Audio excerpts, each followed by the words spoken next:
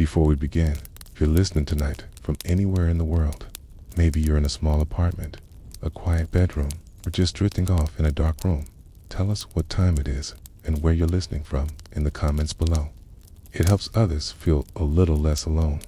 And if you'd like more stories like this, calm, thoughtful, and just boring enough to help you sleep, tap subscribe. Now, take a deep breath. Let's begin. In the summer of 2024, a 27-year-old wellness influencer named Abigail Linton posted a now-viral TikTok titled, "Testing My Bloodline Because Matcha Gave Me Anxiety." It began innocently enough, a casual video featuring a pastel kitchen, a bamboo whisk, and a green drink that had long been part of her daily routine. But what seemed like a lighthearted exploration of caffeine sensitivity turned unexpectedly serious when the results of her DNA tests came back. Her ancestry, once believed to be a typical Anglo-Celtic mix, revealed a set of maternal markers linked to a lineage long thought extinct, the direct descendants of Lady Frances Mortimer, a Victorian noblewoman whose estate was famously entangled in one of England's most bitter inheritance disputes. At first, viewers were bemused, then fascinated, and then genealogists and amateur historians began to dig. 'Cause Lady Mortimer's bloodline had supposedly ended in 1903 when her only daughter, Celestine, died in a matching-induced seizure while visiting a Japanese tea house in Kensington. The tea, they had said, had been imported illegally. But no one had ever questioned the story until now that TikTok opened a strange, dusty box of English legal records, lost journals, suppressed letters, and estate documents that hadn't been viewed in nearly a century. And at the center of it all was one strangely enduring question. How could a casual DNA test from 2024 prove that the Mortimer line had never ended? And what did a powdered Japanese green tea have to do with the erasure of a noble British bloodline? To answer that, we must travel back over 120 years to a cramped drawing room in West London, where a young noblewoman was about to sip a cup of imported tea that would cost her everything. It was February 1903, unusually damp, even for London. Inside the Mortimer townhouse in South Kensington, Lady Frances had planned a quiet afternoon for her daughter, Celestine. Mortimer was 23 and nearing the age at which aristocratic pressure to marry became unbearable. She had refused to suitable suitors already, one a naval officer, the other an aging judge, and instead had taken an interest in botany and Japanese aesthetics. Her sketchbooks were filled with studies of ginkgo leaves and inked birds, and she kept to a quiet routine: morning walks, afternoon reading, and, more recently, frequent visits to a tucked-away tea house in Chelsea operated by a half-Japanese woman known only as Madame Izu. Madame Izu, it turned out, had once worked for a diplomat's wife during the late Meiji era. She arrived in London around 1898 and quickly gained a following among upper-class women who desired a touch of the East in their lives without leaving the comfort of England. Her tea ceremonies were precise, her interiors understated, and her matcha, bright, bitter, and suspiciously potent, was imported through what she referred to as unofficial channels. Celestine became a regular, and as letters later revealed, she began recording symptoms after every visit: an elevated heartbeat, sweating, lightheadedness. Still, she returned, and on that final visit, February 14th, she collapsed in the hallway moments after finishing her tea.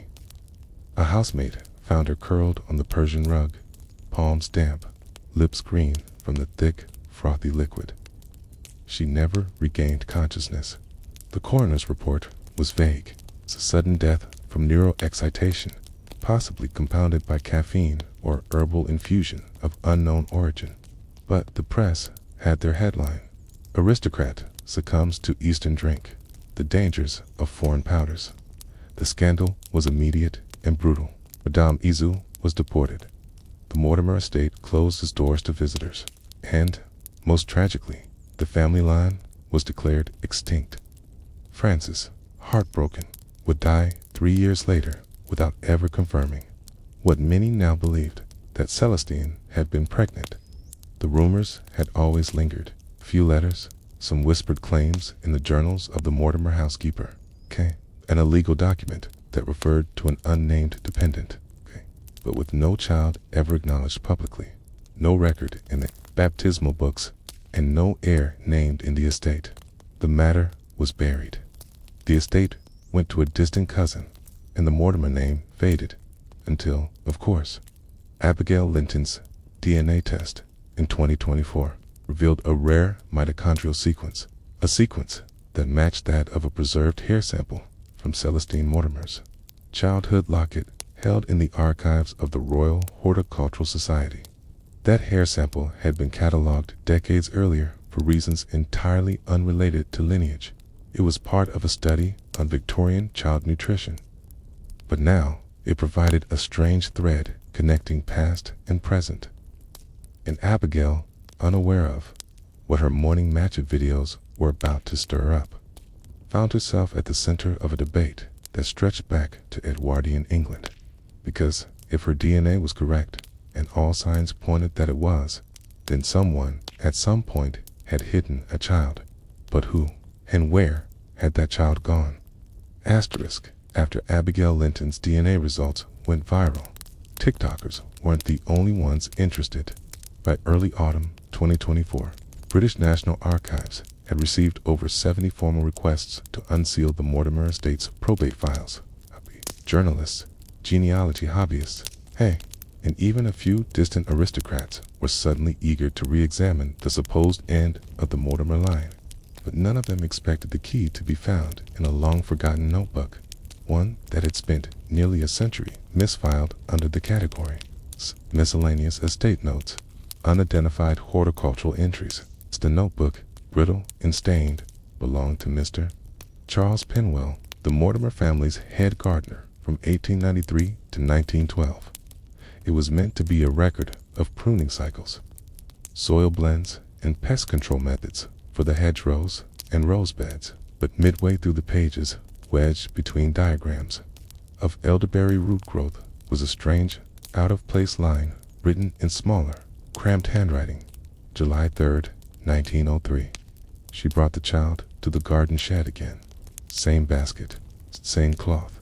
Cried until the storm passed. Said he mustn't be seen. Left milk and that old green tin. That old green tin. Historians reviewing the entry paused.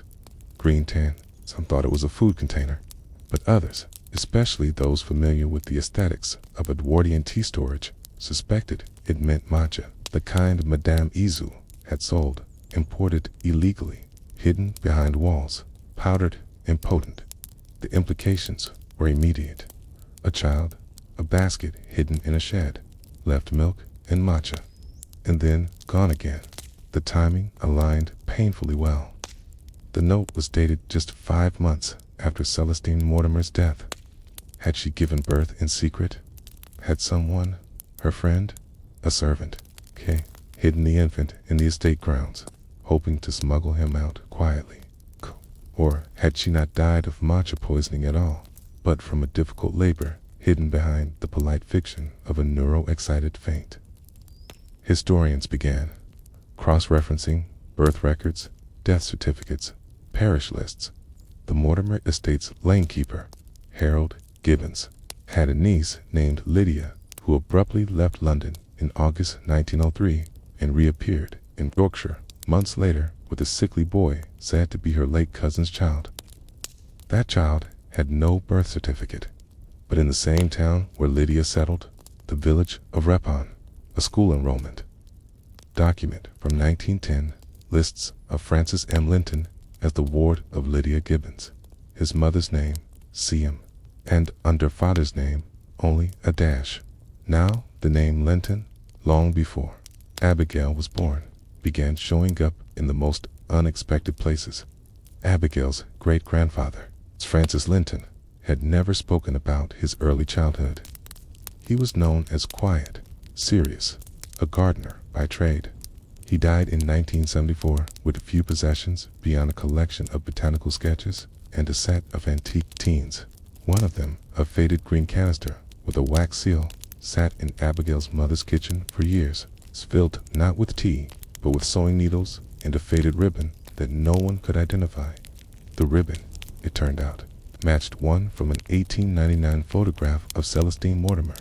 These connections, slow and boring as they seemed, were deeply significant because, unlike dramatic courtroom confessions or secret royal affairs, this story unfolded not through declarations, but through tea stains on a ledger, through milk deliveries recorded in the back of a gardener's book, through weather-warped school rolls in a parish that hadn't been visited in decades. It was history, not written in ink, but in dirt, in paper, in silence. And that silence was about to be broken by a letter. One that had remained unread for over 100 years. In October 2024, descendant of the Mortimer Lanekeeper, a woman named Helen Gibbons, stepped forward. She had seen the TikTok, of course, and like many others, she had been intrigued by the claim of a hidden heir. She recalled, faintly, stories told by her grandmother about a girl from the big house who came to the kitchen door, trembling, holding something bundled in cloth. After checking through a box of old family keepsakes in her attic, Helen found a small letter tied with faded blue ribbon. It was addressed in soft handwriting to L.G., presumably Lydia Gibbons. Dearest, if anything should happen to me, you must tell no one. Not my mother, not the solicitor. Keep him somewhere green, somewhere safe. He is not to know who I am, not yet. Only that he was loved. Please, give him this 10, with all that remains of me. See, this was the closest thing to a confession the world had ever seen from Celestine Mortimer. The letter, examined by experts, matched known samples of her handwriting, the ribbon identical to those found in her childhood.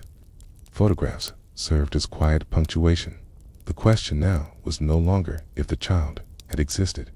It was what had been hidden in the matcha tin, and why it had remained untouched for so long. Historians believed it likely held dried matcha powder from Madame Izu's collection, an attempt by Celestine to preserve the one object that had brought her peace, even as it cast suspicion upon her name. But chemical tests revealed something more peculiar. The powder contained not only powdered green tea, but small traces of a plant not native to Japan, Artemisia absinth, wormwood.a, bitter herb known in Europe for centuries, often used in medicines, sometimes found in absinthe, occasionally in very small quantities. It was included in women's relief tonics to help suppress appetite or calm nerves, but in larger doses, they could mimic the symptoms of anxiety, seizures, and even death. Celestine Mortimer hadn't died from matcha. She'd been poisoned, either accidentally or intentionally, by a blend she likely prepared herself. But why? The debate swirled online, in libraries, and in the quiet halls of the Mortimer Trust's legal offices. One truth began to crystallize. The extinction of the Mortimer line had been a lie of silence, a silence agreed upon by a handful of staff, friends, and one deeply frightened young woman. The matcha wasn't just a drink, it was a cover, a ritual, a delivery system, a memory preserved in green powder and sealed tins. Now, 121 years later, that memory had returned, and with it came questions that the current Mortimer trustees and the British aristocracy were not prepared to answer. Who inherited what? Who was legally entitled to the Mortimer estate? Could land and titles be passed on through lines that had been hidden in sheds, baptized under false names, and raised among gardeners? And how many other noble families had erased inconvenient heirs in the quiet, with tea and ribbon in silence? By December 2024, the Mortimer estate, once quiet, respected, and mostly forgotten, was now the subject of viral, explicable threads, late-night interviews with legal historians, and a growing flurry of questions from the UK Land Registry. All because of a green tea tin.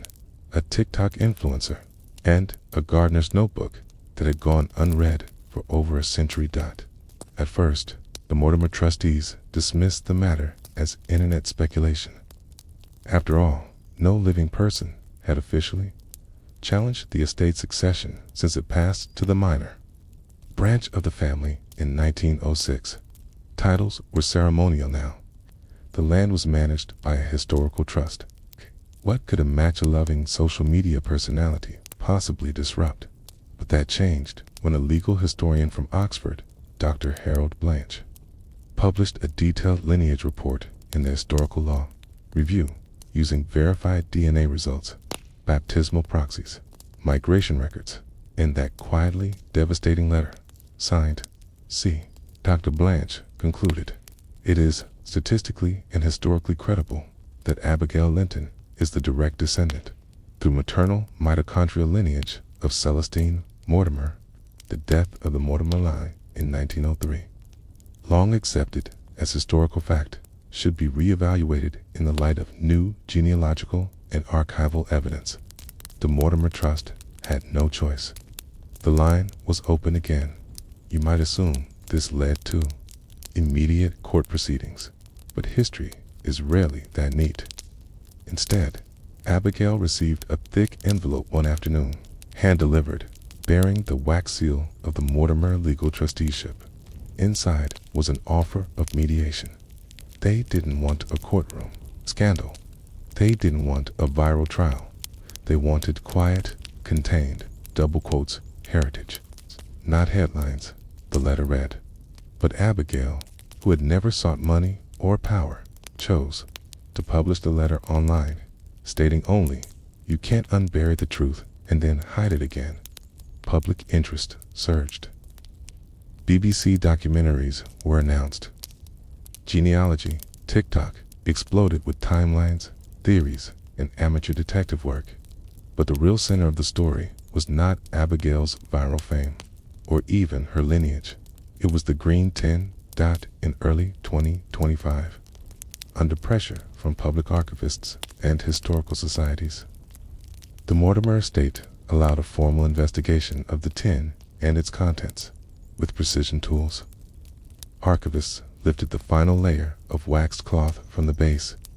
Beneath it was not more tea, but a second note, folded tightly. It was a birth certificate, handwritten, dated March 1st, 1903. Place of birth, Kensington Garden. Shed, behind rose trellis. Name, Francis Mortimer. Mother, Celestine Mortimer. Father, witness, L.G. Lydia Gibbons. Signed in quiet, slanted handwriting, by the authority of maternal naming rights as allowed in the absence of the father. The certificate wasn't official in the legal sense. It hadn't been issued by the Crown or Church, but it bore something more lasting than law. Evidence of intention that Celestine had named him. Instead, she had refused to erase him, even as she agreed to disappear herself. This small slip of paper, yellowed and fragile, now stood between centuries of aristocratic denial and one undeniable fact. The Mortimer line had never ended. It had merely gone quiet, hidden, like so many lines throughout history that weren't convenient to remember. Still, legal inheritance is a cautious creature.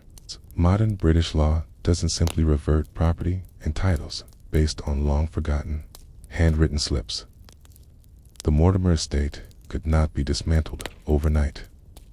But the trustees, perhaps out of caution, perhaps out of quiet conscience, made a historic announcement, a new Mortimer Fellowship for Historical Recovery and Domestic Histories would be established. It would be funded through estate assets, and it would be offered annually to a descendant of any line, once erased by aristocratic convenience, not just the Mortimers. The inaugural fellowship was offered to Abigail Linton.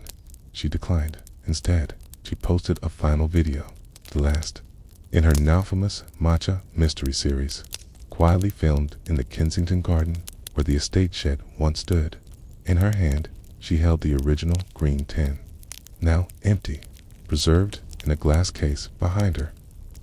This tin, she said, was never about tea. This was about what women weren't allowed to say out loud, about the children they weren't allowed to keep, about the silence that built the houses behind me.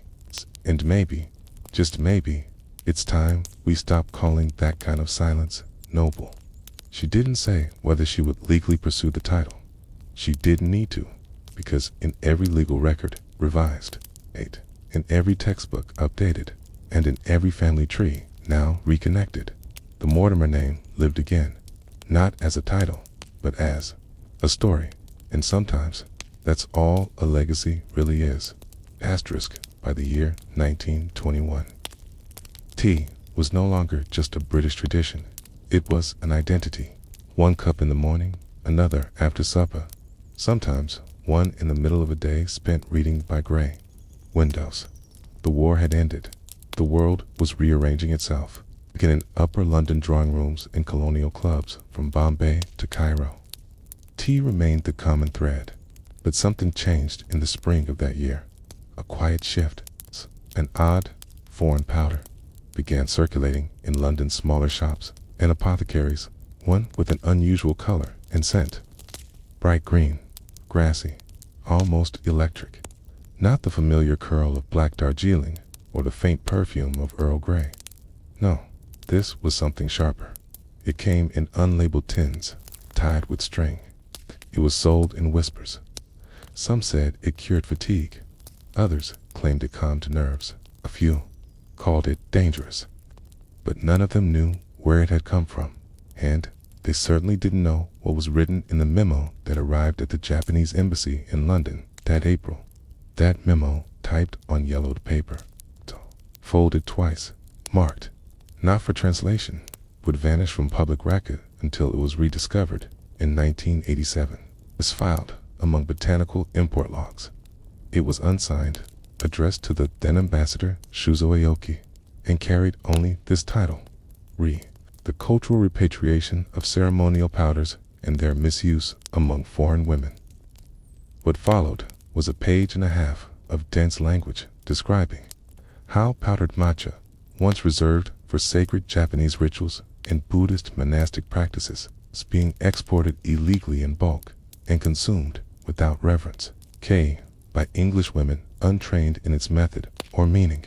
What had once been a ceremonial act, mixing, bowing, whisking, and quiet, was now being reduced to a powder stirred into water, sold next to aspirin, and marketed as a remedy for women's melancholy.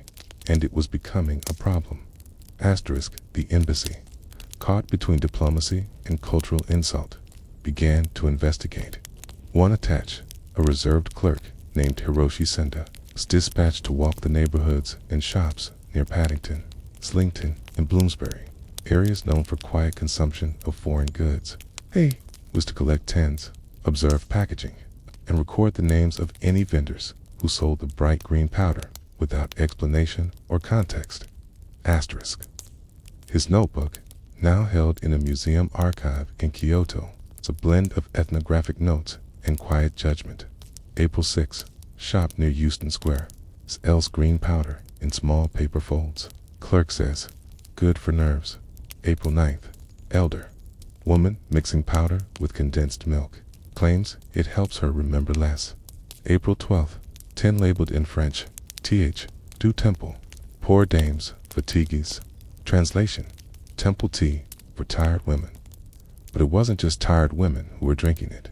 It was war widows, shop girls, secretaries, and most notably, one aristocratic woman named Lady Anne Weatherby, whose weekly order for green ceremonial tonic lead, indirectly, to a diplomatic scandal. Lady Anne was not the scandalous type. She was 51, childless, and quietly devoted to supporting charities for war orphans. Her late husband had served in Gallipoli and died in 1916, and since then she had retreated from public life. But she had one curious habit. She ordered 3 tins of matcha every Friday from a chemist in Bloomsbury, always under the pseudonym Mrs. F. Lewis. In April 1921, her butler mistakenly included one of those tins in a donation box bound for veteran shelter in Wapping. 2 days later, a nurse wrote to the shelter board warning that the green powder made the men restless, unusually talkative, and one even claimed to see angels. The powder was sent to a local laboratory for testing. Lacking familiarity with matcha, the analyst assumed it was a non-listed morphine analog. The matter escalated. A brief, poorly researched article ran in a daily sketch under the headline, "New Opium for Women, Green Powder Invades the Drawing Rooms." This caught the attention of the Home Office, which caught the attention of the Embassy, which forced a release quietly and behind closed doors. The original 1921 memo on ceremonial powder misuse, and from there, the green powder scandal began to unwind itself through the quiet corridors of diplomacy and medicine, a slow collapse of assumptions and intentions. At its core was a simple misunderstanding. Powdered matcha, rich in caffeine and theana, was powerful, especially to those unused to it. English women, seeking calm, often consumed it with condensed milk, sugar, or even alcohol. The effect was not sedative, but stimulating. Matcha was never meant to be medicine. But in a post-war world where doctors prescribed laudanum, chloroform, and camphor for women's grief, green powder seemed harmless by comparison, even helpful.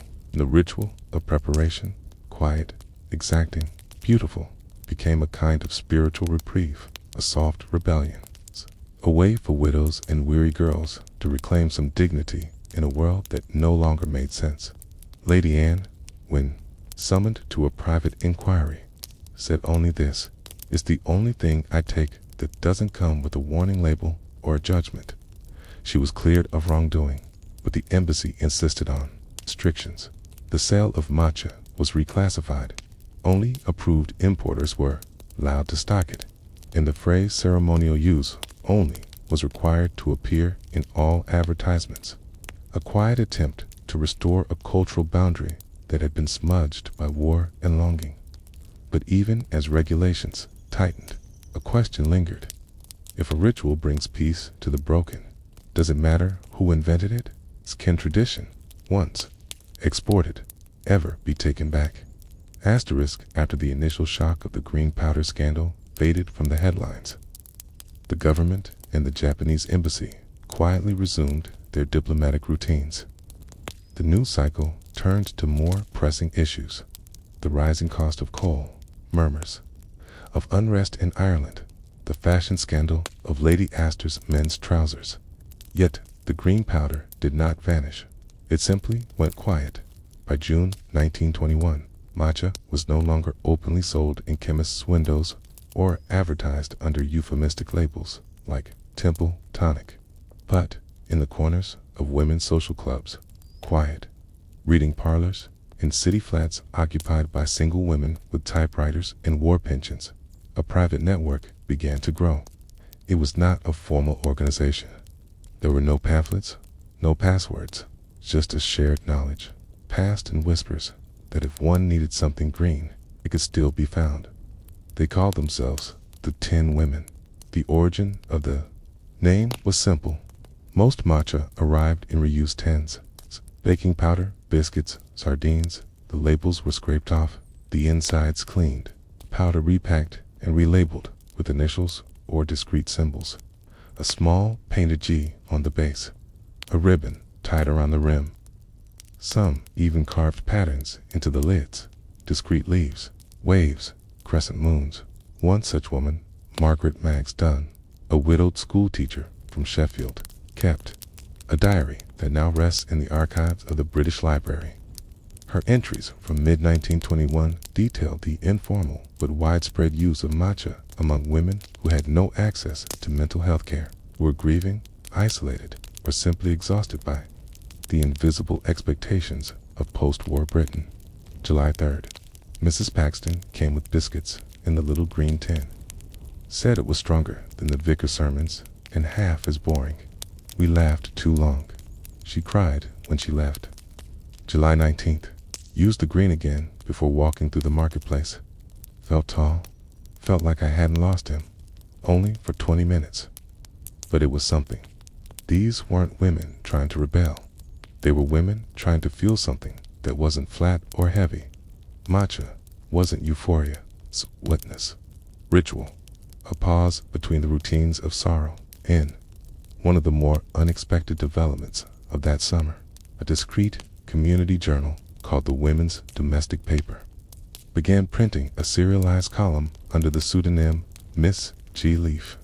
The articles were ostensibly about tea customs across the empire, but they often included precise instructions for restorative mixtures for the weary lady, complete with vague but unmistakable references.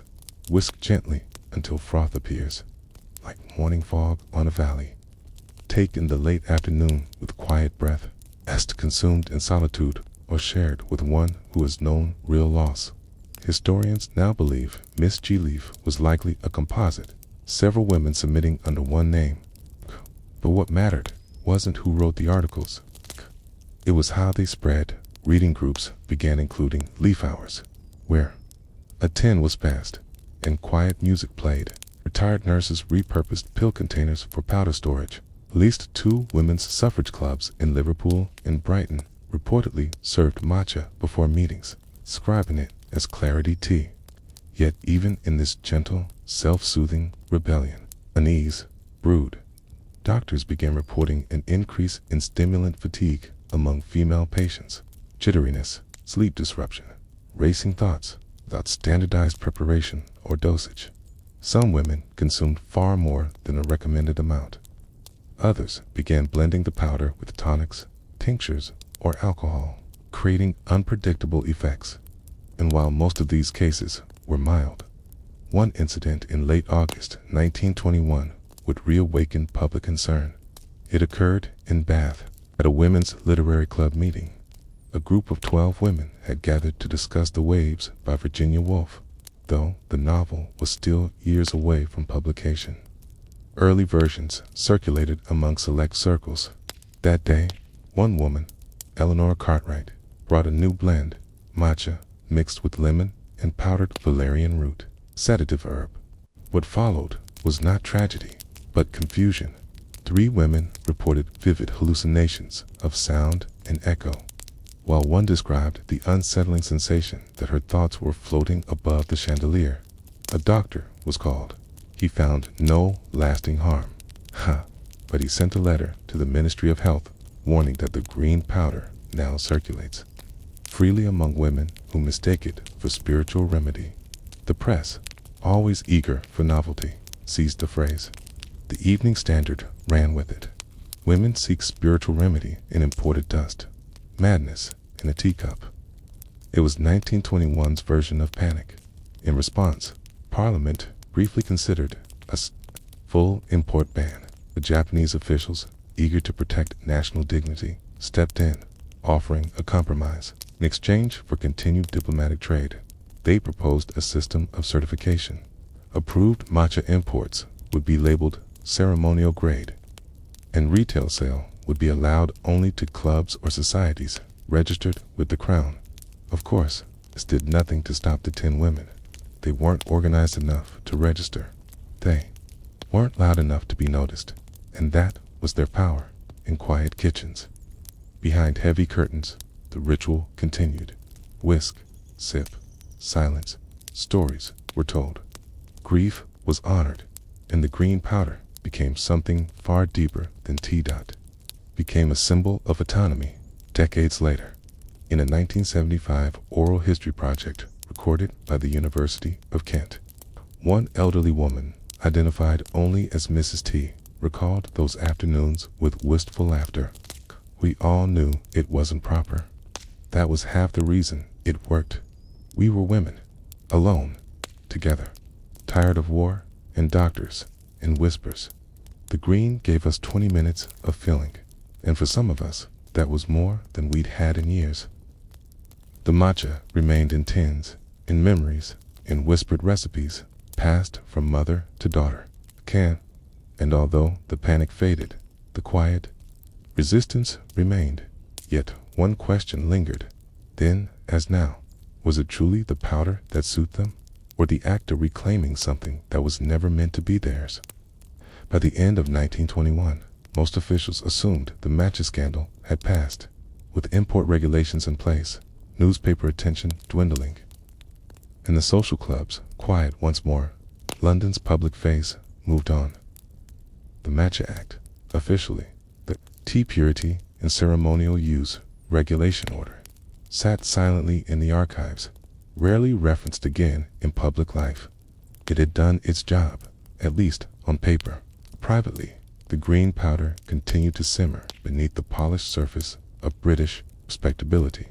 What was less known and entirely forgotten for decades was that the government had quietly ordered a study during the height of the scandal, not of the matcha itself, but of the women who drank it. It was led by a minor bureaucrat in the Ministry of Health named Reginald H. Moore, a man who would have remained invisible to history were it not for the battered black ledger discovered in 1996 in a locked cabinet at the former ministry offices in Whitehall. The label was faded, barely legible, non-medical consumption by female subjects. Spring 1921 recreational records. Side were 148 handwritten entries, dates, ages, occupations, marital status, religious affiliation, notes. Each entry represented a woman, interviewed discreetly, sometimes under the guise of social support surveys. Most had no idea their words were being recorded. Mrs. E.H., age 49, husband lost in Belgium, takes the powder nightly. He quiets my nerves. Reminds me of when he wrote from Nagasaki.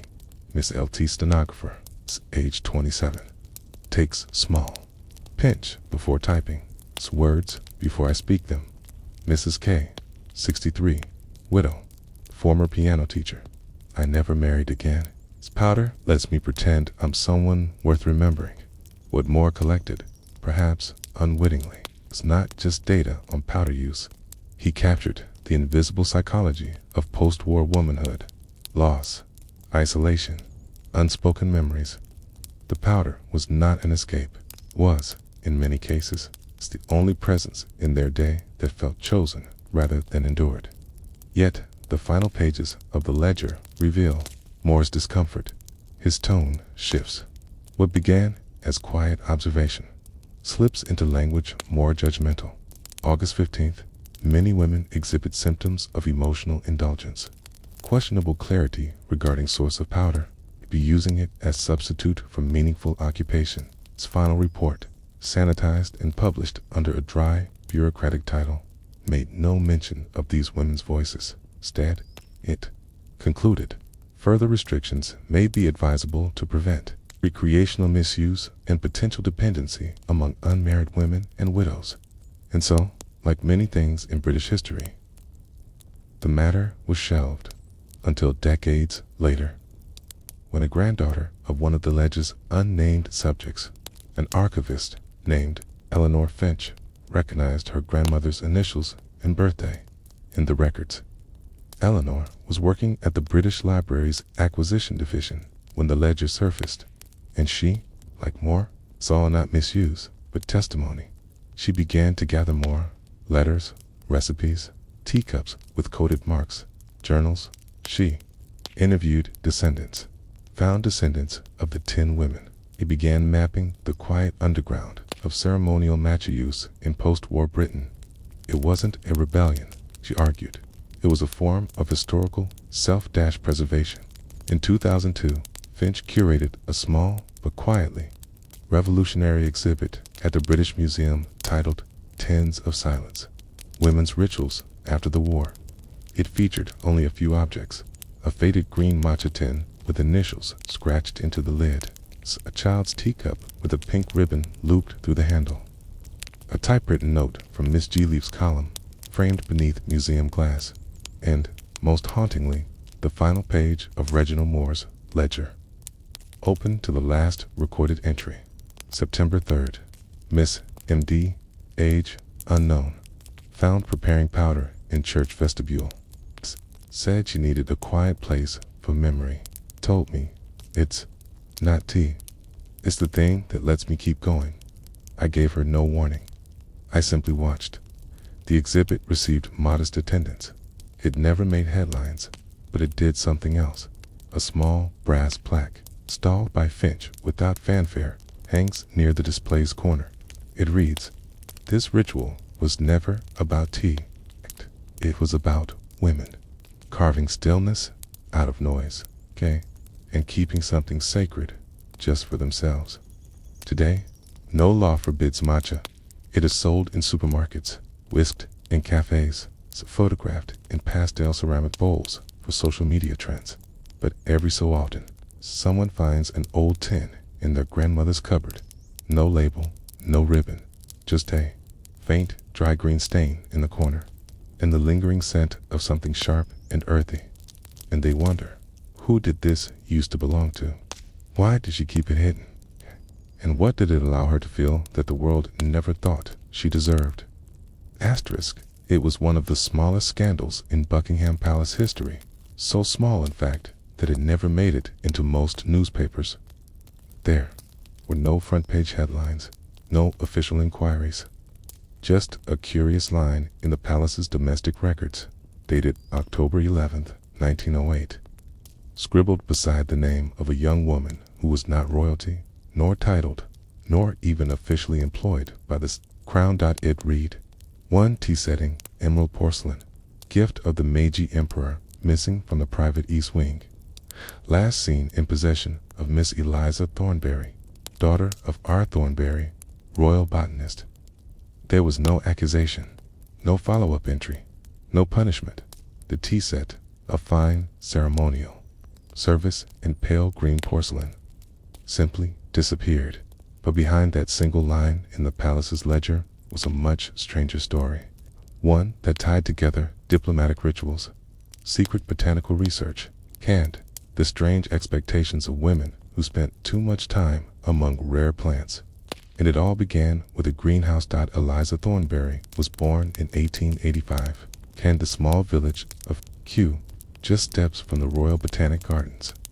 Her father, Robert Thornberry, was not a famous man, but in the inner circles of Victorian horticulture, he was respected.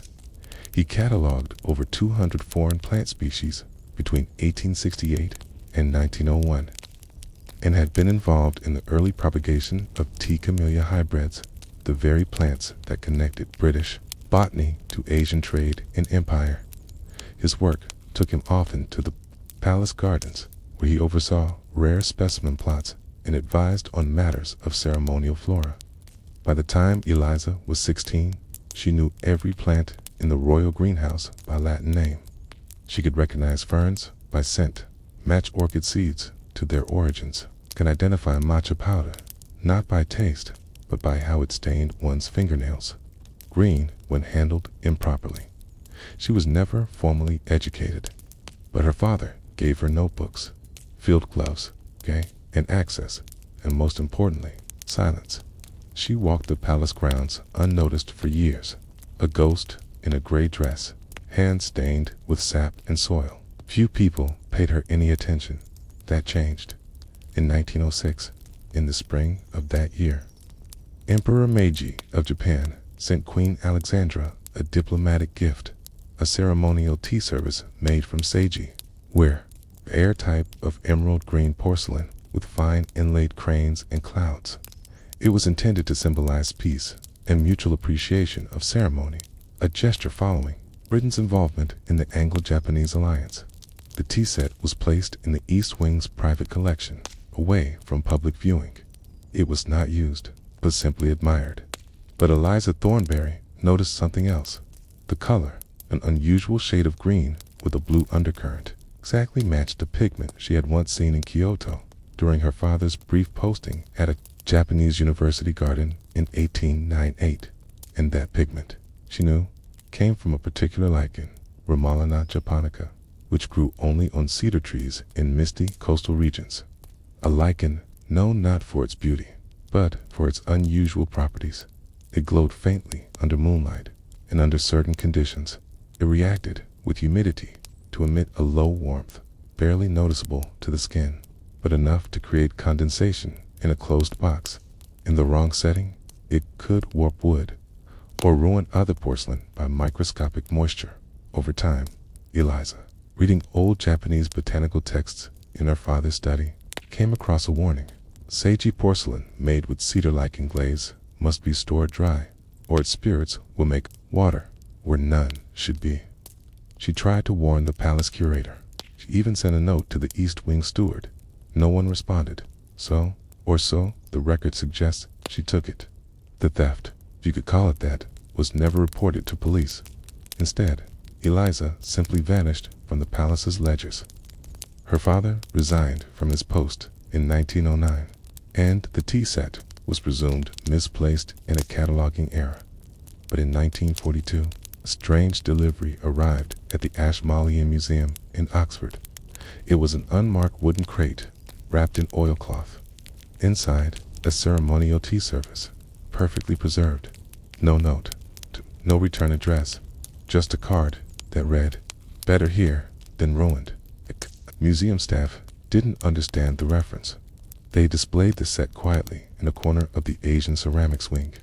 Over time, it became simply another anonymous antique, until 2021, when a young graduate researcher named Farah Mahmoud, while digitizing inventory cards, traced the origin of the glaze to a now extinct strain of Ramalana japonica. It's found, buried in footnotes, Eliza Thornberry's name.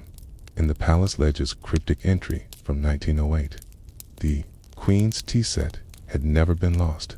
It had been protected by a woman who understood something no one else bothered to learn. Today, historians reflect on the moment, not as a crime, but as a quiet act of scientific care. Eliza's intervention may have preserved the only complete Meiji-Seiji tea set in Europe. But more than that, it forced a reevaluation of how many women in scientific history were written out, erased, or misunderstood, simply because their warnings were too quiet, too technical, or too inconvenient. Eliza Thornberry didn't become famous, but in the museum corner where the tea set now resides, there is a new plaque. It reads, "This set was saved, not stolen." Protected by a woman who noticed what others ignored. In a palace of ceremony, she chose preservation over protocol. And beneath it, just two words etched in brass, for E.T. Asterisk. Long before the tea set was quietly boxed and sent to Oxford, Eliza Thornberry had begun her own kind of documentation. Not a theft plan, not a confession, but a careful botanical log. It was disguised as an ordinary gardener's notebook. Observations on plant cycles, fertilization, timing, the thickness of frost on south-facing hedges. But hidden between those lines, scribbled in smaller, slanted script, and pressed deep into the paper with a fine-tipped nib, were her notes on the saggy ware dot in April 1907. 6 months after the tea set arrived from Japan, Eliza noted in her book, condensation forming near the porcelain base, smell of cedar, suspect inclusion of biologic glaze. Temperature inside display case remained stable. This is not natural. A week later, observed microscopic warping on shelf boards below the lowest plate, wood grain curling, no leak from ceiling. Source must be internal. She brought her concerns to the palace's domestic curator, a man named Edwin L. Trask, who managed ceremonial objects with more pride than curiosity. His reply, scrawled on the bottom of her written complaint, was dismissive. Tea objects are symbolic, not botanical. The porcelain has been sealed. No further concern warranted. That sealed it for Eliza. Quite literally, she began preparing. Her father, Robert Thornberry, was approaching retirement. His health had declined after decades of handling exotic plants and traveling between climates. Eliza, still unmarried at 22, an age considered late for court-adjacent women, had quietly accepted that she would not inherit his role or his recognition, as she knew the collection like no one else did. And more importantly, she knew what could be lost if she did nothing. The Seiji porcelain, in her understanding, wasn't just at risk from moisture. If the base was indeed glazed with Ramalana japonica compounds, a theory confirmed in a rare Japanese horticultural journal in her father's collection. Then time, humidity, and careless storage would slowly destroy it from the inside. Greenware, like that, needed low light, dry air, and constant vigilance, none of which it received behind the glass display of the East Wing. She waited until October 10th, 1908. The palace was hosting a diplomatic reception, and the East Wing had been opened briefly to visiting dignitaries. That evening, after the halls emptied and the lights dimmed, Liza carried a small crate tucked beneath her gardener's cloak. It was a fine wooden box originally used for transporting tropical seeds, lined with cotton, wrapped in beeswax cloth, and treated with clove oil to absorb humidity. She removed the porcelain plates and cups one by one, wiped them gently with linen gloves, and placed them inside the crate with practiced care. She left no mess, no broken locks, no signs of forced entry, only an absence. The next morning, the steward's assistant recorded the missing item in the ledger. No investigation was launched, and Eliza never returned. In 1909, Robert Thornberry stepped down from his post and moved with his daughter to a cottage near Oxford. He passed away 2 years later, but Eliza remained in the village, quietly tending her small greenhouse and writing detailed essays on plant respiration, lichen chemistry, and hybrid camellia cultivation, none of which were published in her lifetime. Only a few locals knew her by name. Even fewer knew she had once worked in the palace, and no one knew about the crate she kept in the cellar, wrapped in cedar boards and padded with lavender sachets to ward off mold. She never displayed it, never mentioned it, but she preserved it perfectly for 34 years. In 1942, as the Blitz descended on London and rumors spread of museum vaults destroyed by bombing, Eliza made a decision. She had no family, no heirs, but she had kept the set, not for herself, but for the idea that beauty, once misunderstood, could still be redeemed. She hired a delivery boy, paid in shillings and biscuits, to take the crate to Oxford's Ashmolean Museum with a note from a friend of the collection. No reward required. She died that winter, her greenhouse destroyed in a heavy storm. Her cottage was cleared and sold. Most of her notebooks were lost, except for one, recovered years later under a loose floorboard by a new tenant renovating the root cellar.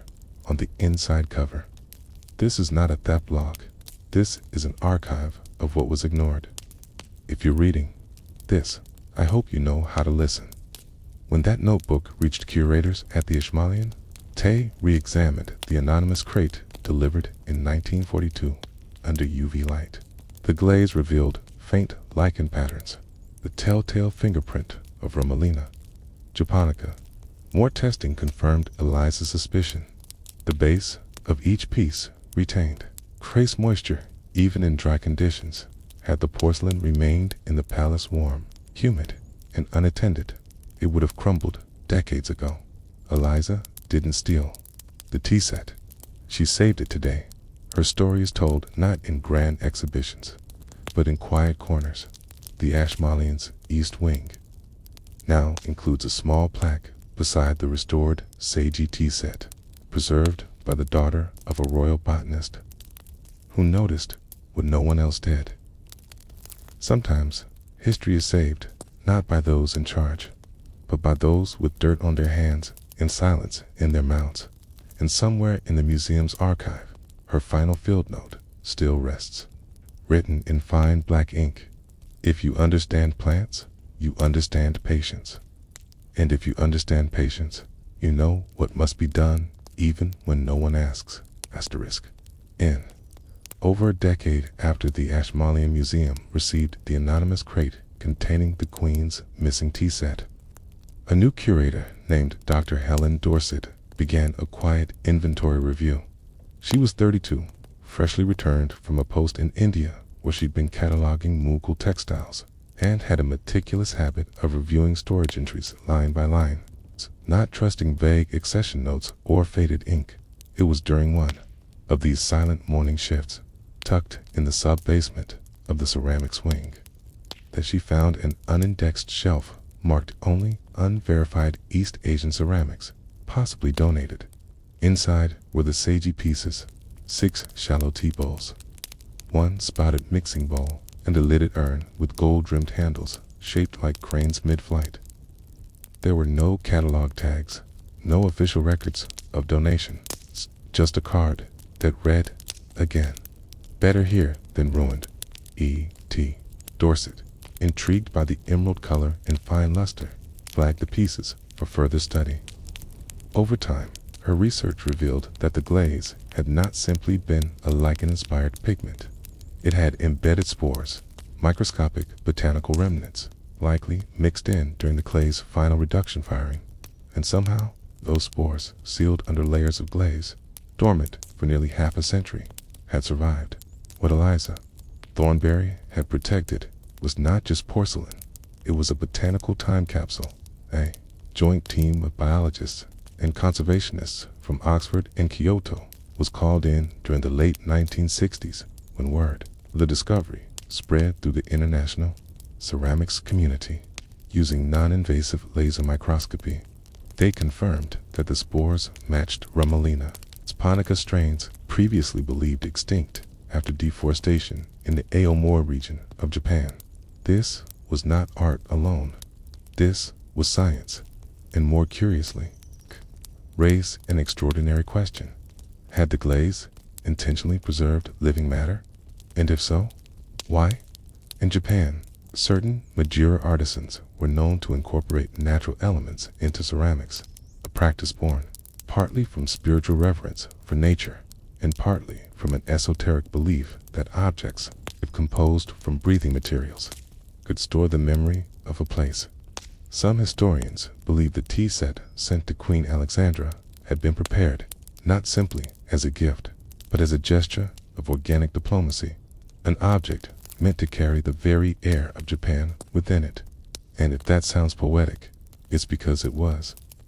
The Meiji court often blurred the line between science and symbolism, between function and myth, but the British palace had not been told, and Eliza, whether she knew of the spore preservation or not, had sensed something unspoken inside those bowls. Her notebooks mention the glaze breathes differently in morning light. Ain't. There is a hum in the handles, not audible, but insistent. Strange notes for a botanist. Or perhaps not.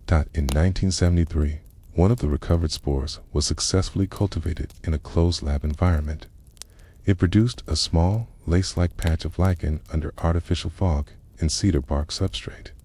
It had no industrial use, no pharmacological value, but it had survived, and that survival, tender, invisible, unnecessary, reshaped how historians viewed the seiji ware.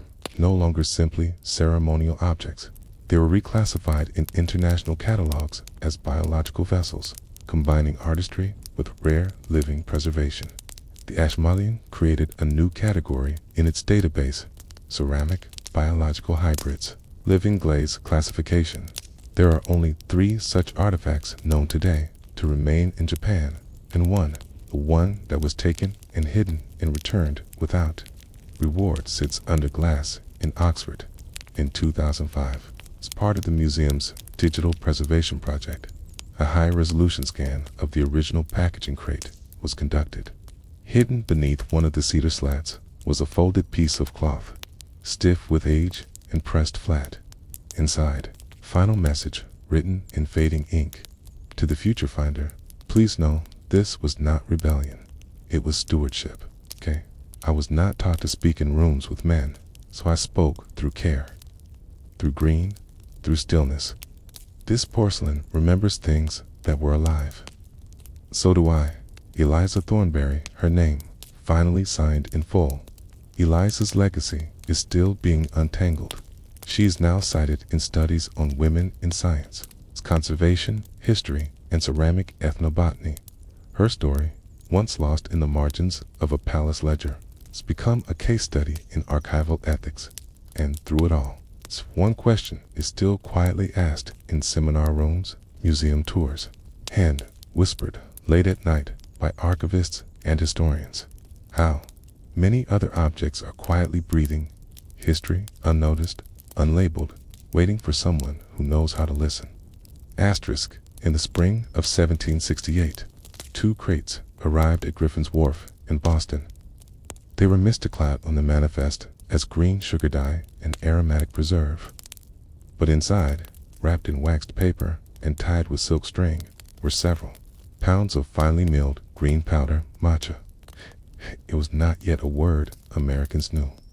It was simply referred to in one merchant's log as Japanese fine tea dust for the nobles. That year, colonial Boston was already drowning in tea. Not metaphorically, but quite literally. Parliament had just passed the Townshend Acts. British East India Company teas flooded the colonies with tax entitlements. Smuggling was rampant. Resistance was rising. But amidst all that, a strange preference began to emerge among Bostons. Upper-class women. They wanted the green powder instead of the usual steeped leaf, because it wasn't just tea. It was foreign, rare, whispered to be medicinal, even sacred. And in that very narrow gap between colonial law, Eastern myth, and female fashion, stepped a man named Isaac Morton, a chemist, opportunist, and probably the most quietly disruptive figure in pre-revolutionary Boston that almost no one remembers. Isaac Morton wasn't trained in Japan, nor had he ever left Massachusetts. But he had connections. A cousin in Liverpool, a merchant associate in Calcutta, and a peculiar obsession with recreating exotic flavors using only what was locally available. He began selling something he called Boston Ceremonial Tonic. It was green, bitter, and finely powdered. He claimed it calmed female nerves, helped with melancholy, and promoted Eastern clarity. It was sold in waxed pouches that mimicked the shape of traditional matcha tins, but it wasn't. Matcha. It was mostly dried spinach, crushed alfalfa, and sage, dusted with powdered ginger and camphor. A few batches even included snuff, and it sold out everywhere. At first, no one questioned it. Women raved about the clarity it provided. Clergy condemned its unholy scent, and young men joked about witch's brew in the drawing rooms. But it wasn't until late summer that a traveling Japanese merchant, Nobusa Kandu, visited Boston as part of a brief trade escort and requested tea during a formal dinner. He was served Morton's green powder. Within moments, he recognized it as a fake. There was no umami, no scent of steamed grass or bamboo, just spice and imitation.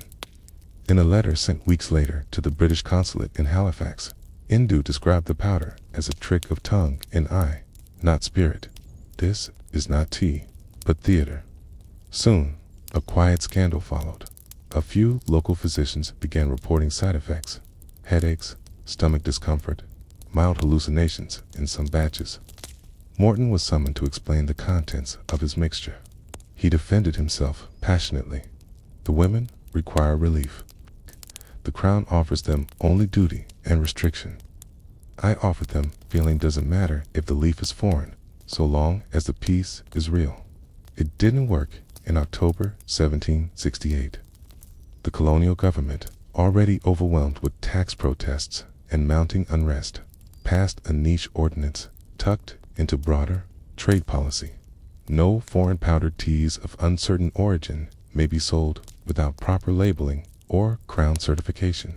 Morton's tonic was effectively banned, but the story didn't stop there, because Isaac Morton, ever the chemist, responded in the most curious of ways. He began fermenting his tonic. He altered the mixture, aged it in sealed clay crocks, added preserved citrus peel, and let it cure for 20 days. The result was less tea and more potion, earthy, sour, strange. He sold it quietly, under new names: the Boston Morning Mixture, Clarifier's Dust, the Widow's Cure. By early 1769, he was back in business, still illegal, still thriving. And again, it was women who kept the powder alive. In one of the few surviving diaries from the era, is a woman named Temperance Wilkes, a merchant's wife and self-trained. herbalist, writes, I do not trust the Crown's teas. I do not believe in what they say is allowed or good. But the green powder, even if it be trickery, gives me space. It gives me quiet. Let the men fight their battles over barrels. I will keep my peace in cups. Her journal also includes recipes, adjustments to Morton's blend using dried beetroot, thistle, and sea moss. A quiet tradition was forming, hidden in kitchens. Queen, loaves, and linens. They didn't need the real matcha. They only needed what it represented. When the Boston Tea Party happened 5 years later, in December 1773, none of Morton's powders were among the 342 chests dumped into the harbor. His product was illegal, underground, forgotten, but in a quiet street just south of Cambridge, candlelit window revealed a woman whisking green dust into hot water with a carved stick. She wasn't performing a ceremony. She was remembering a feeling donked, and in the swirl of the cup, bitter and strange, was something that had no name, but felt, somehow, like independence. Asterisk, by 1770. Isaac Morton's original matcha imitation had long been outlawed, but his influence had not vanished. It had simply gone underground, finding new life in the hands of the women he had never truly understood, while Morton himself was increasingly isolated by scandal and government scrutiny. The women of Boston, particularly widows, seamstresses, and apothecary assistants, began modifying his powdered blends in ways that blurred the line between medicine, ritual, and resistance. In the back rooms of boarding houses, behind the curtains of tailor shops, and in the hidden corners of bakeries, a new phrase had begun to circulate in hushed tones: the widow's cure. The first known mention of this term appears in the surviving letters of Eleanor Price, a printer's widow and part-time herbalist who lived on Hanover Street. In a note addressed to her sister in Philadelphia, she wrote, "Tell no one, but I have found a remedy for the dread that creeps in with the dawn. It is green, it is bitter, and it is ours. They call it the widow's cure, and it settles the nerves when nothing else will." Eleanor's letter included a folded page, a recipe for her version of Morton's tonic. The ingredients are telling: dried nettle leaf, powdered dandelion root, ground parsley stems, 2 shavings of preserved lemon peel, a pinch of soot from the chimney hearth, and, curiously, powdered green chalk note. 2 versions of the widow's cure were identical. Each batch depended on what the woman had access to and what she needed it for. Some added cinnamon, others added molasses or whiskey, brewed it like tea, while others swallowed it dry with a single sip of rainwater. But the ritual was nearly always the same: mix it silently, before speaking, never explain the powder, share it only with someone grieving. Morton, for his part, was both flattered and aggrieved. His journals from this period, now held in a locked archive at the Massachusetts Historical Society, reveal a strange bitterness. They took my cure and made it poetry. They whisper of healing as if I did not bleed for their clarity. But what are recipes without my method? What is rebellion without the chemist's spark? By 1771, Morton was no longer welcome in Boston's better circles. His powders, once paraded at drawing rooms and herbalist lectures, were now condemned by clergy as feminine delusions, and his name became shorthand for deceptive tonics. Even as the widow's cure quietly spread through New England, he was removed from it. He had sparked a movement he could no longer control.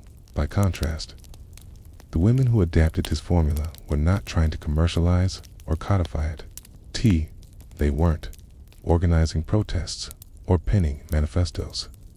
They were simply surviving.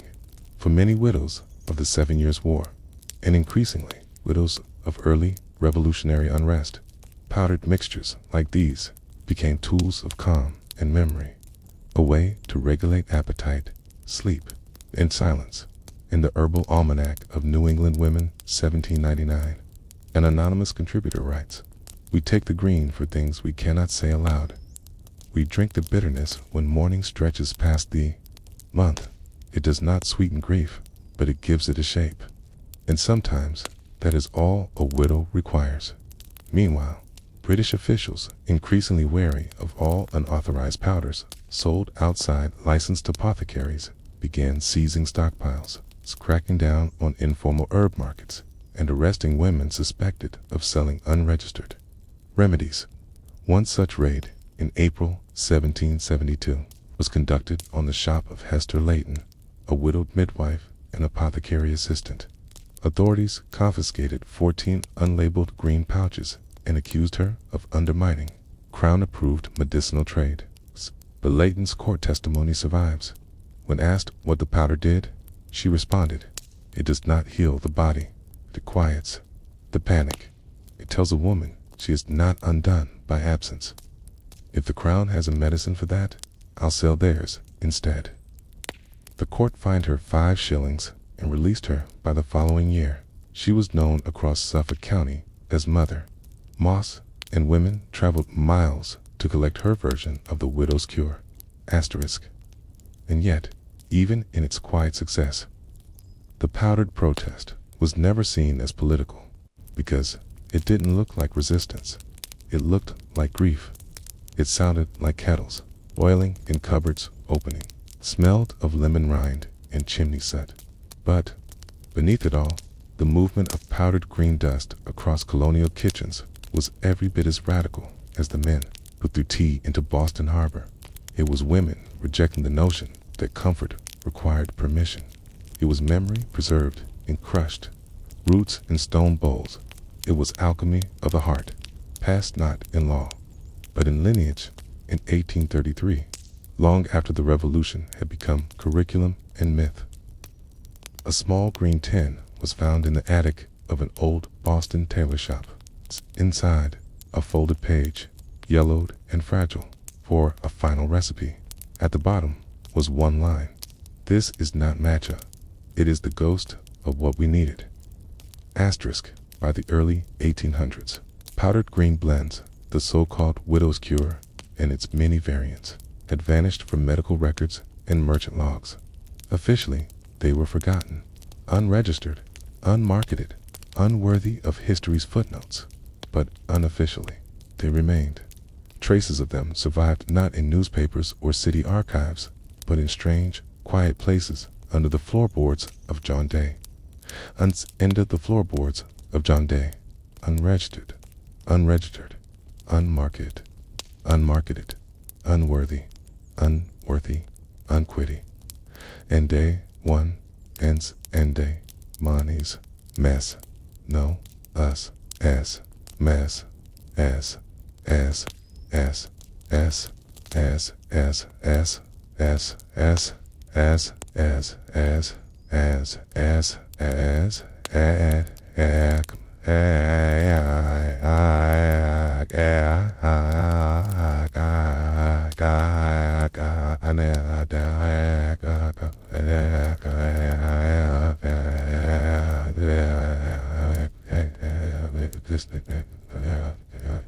Kitchens, between the pages of worn cookbooks or hidden in the hollow bases of spice jars, passed from mother to daughter. They were left not as declarations, but as shadows, reminders of something that had once meant survival, even if no one could name it anymore.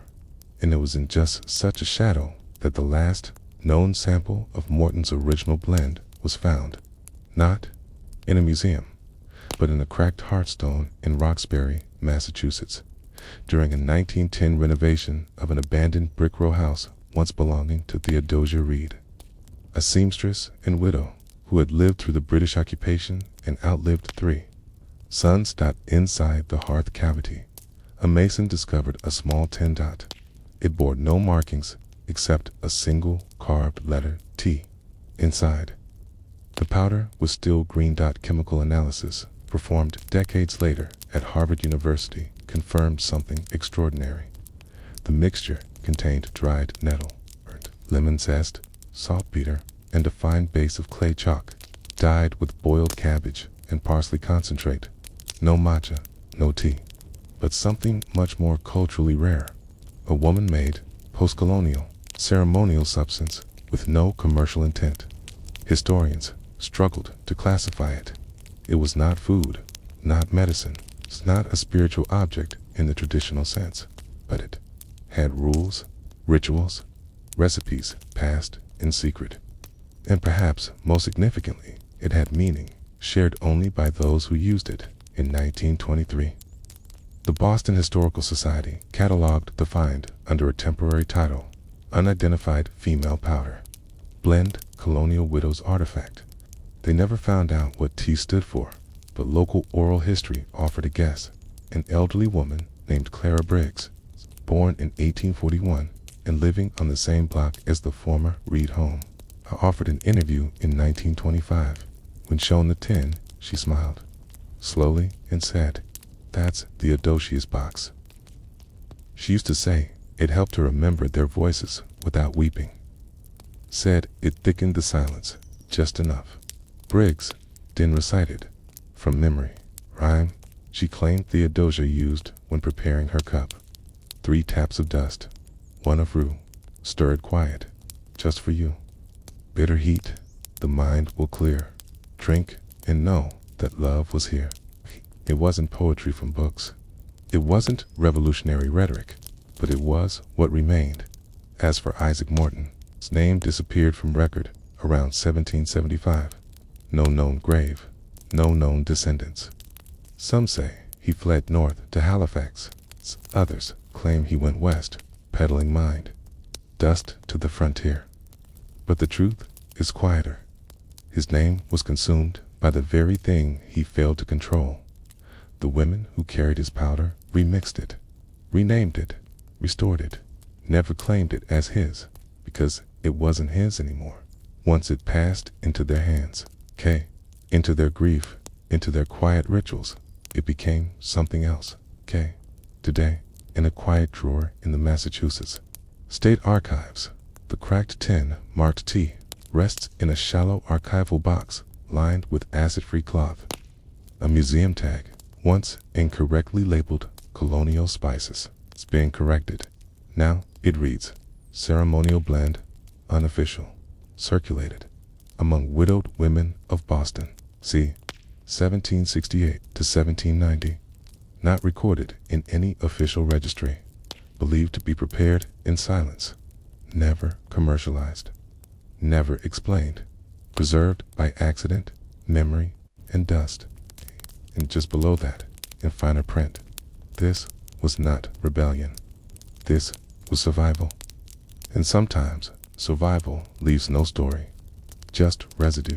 Asterisk, in the spring of 1814.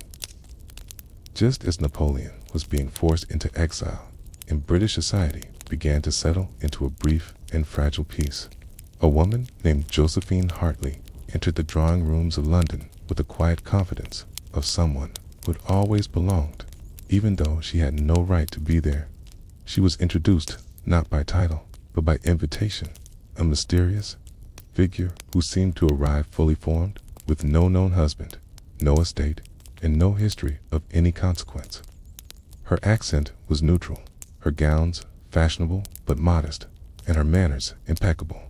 She claimed to be a widow of a West Indian sugar merchant, a man lost at sea, she said, with nothing but a ledger of debts and a chest of belongings to his name.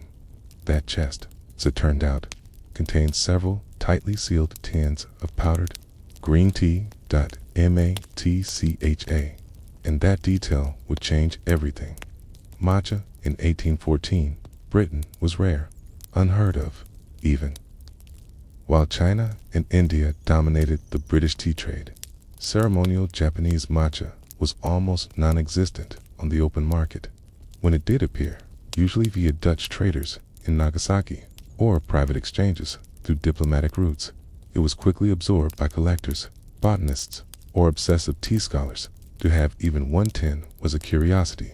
To have 5 was a legend. Josephine Hartley, a woman of uncertain origins and no land to her name, had 5. She arrived at social salons with one under her arm, wrapped in pale blue silk, and she served it with elaborate ritual, unwrapping, whisking, offering, only a half cup at a time. She called it imperial dust. She never brewed it twice in the same way, and it made her unforgettable. London's elite, ever desperate for novelty and ceremony after decades of war, took to her immediately. The Duchess of Marlborough declared Josephine the breath between battles.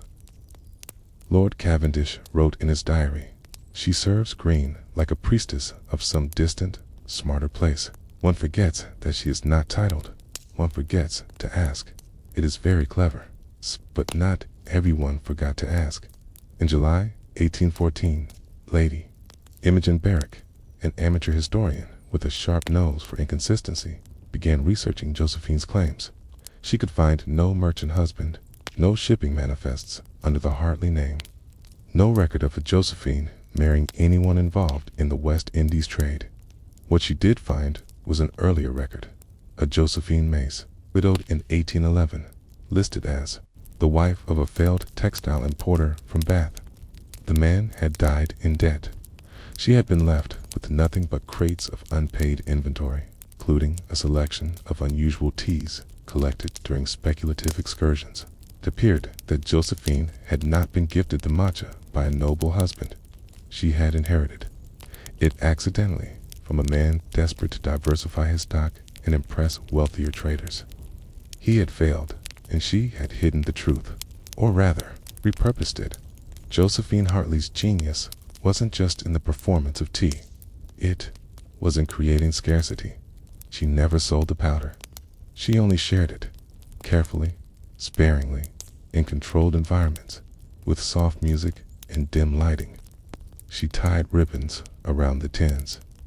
She whispered stories about monks and mist, about ceremony and rebirth, and in doing so, she transformed herself from a bankrupt widow into a myth.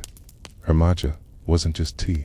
It became proof that she came from something refined, something rare, and in a society addicted to performance and symbolism.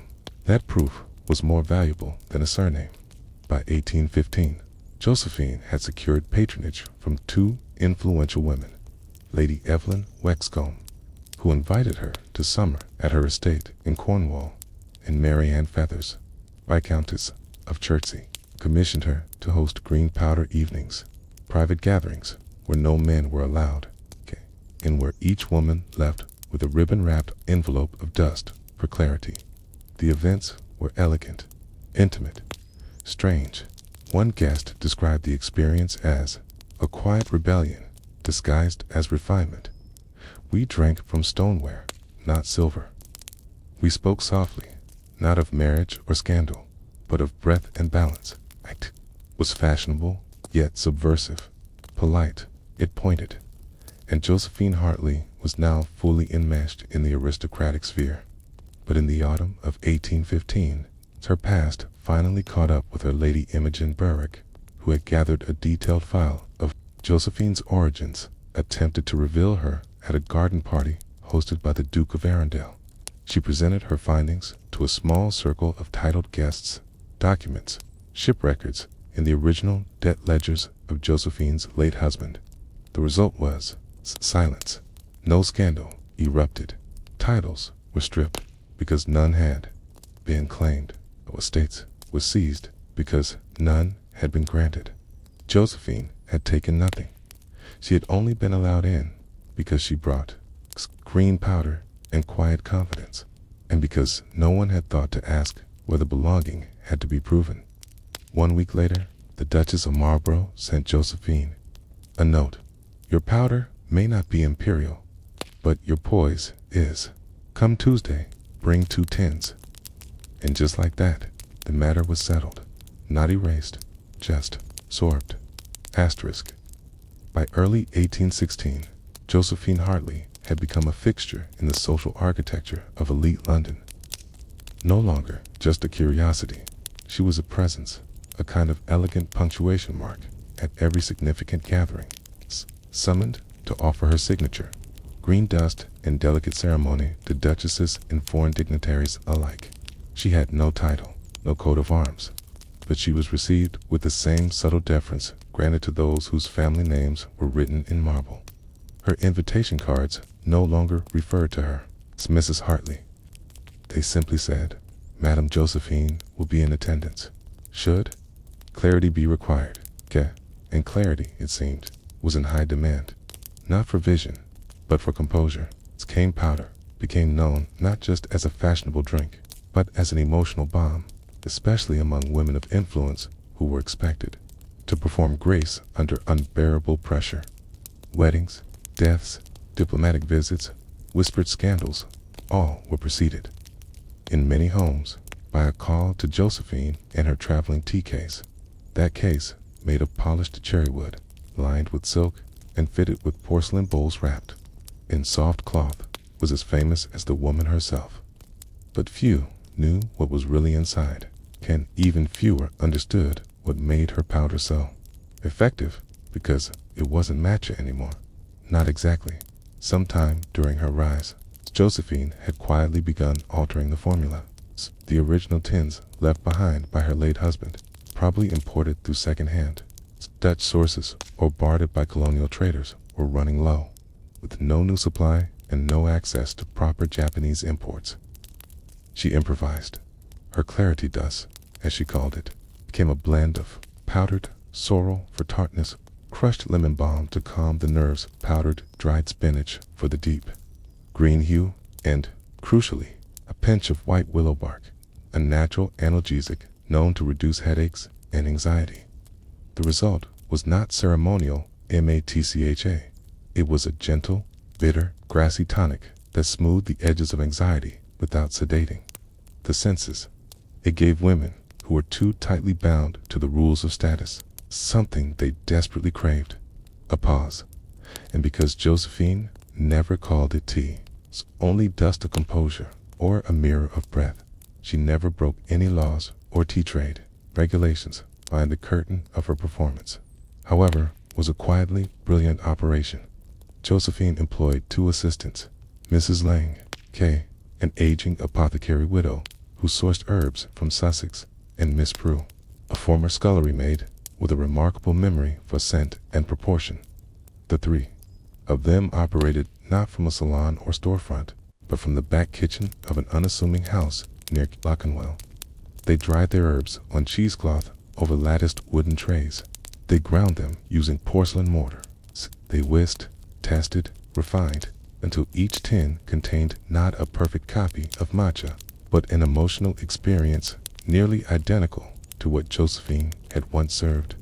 Every ribbon was hand-tied, every parchment label written in looping ink, and every guest who received a tin believed, sincerely, that they were drinking something foreign, sacred, and rare. Still, not everyone was convinced. In the spring of 1816, a young journalist from the Times, Edward Billing, attempted to publish and expose his column, titled The Green Illusion, Foreign Dust or Fashionable Deceit, accused Josephine of exploiting women's fragility for profit and prestige. He suggested the powder was a hoax, the ritual a charade, and Josephine nothing more than a theatrical grifter. But the article failed, not because it wasn't accurate, much of it was, but because, in the end, no one cared. The women of society, those who had found comfort, silence, or even temporary dignity in the small act of whisking green powder into porcelain bowls, refused to be told they'd been duped. If it worked, if it helped, if it made their lives feel even slightly more manageable, then what did it matter? The Duchess of Marlborough reportedly sent a reply letter to the Times, never printed publicly, but preserved in her personal archives, sir.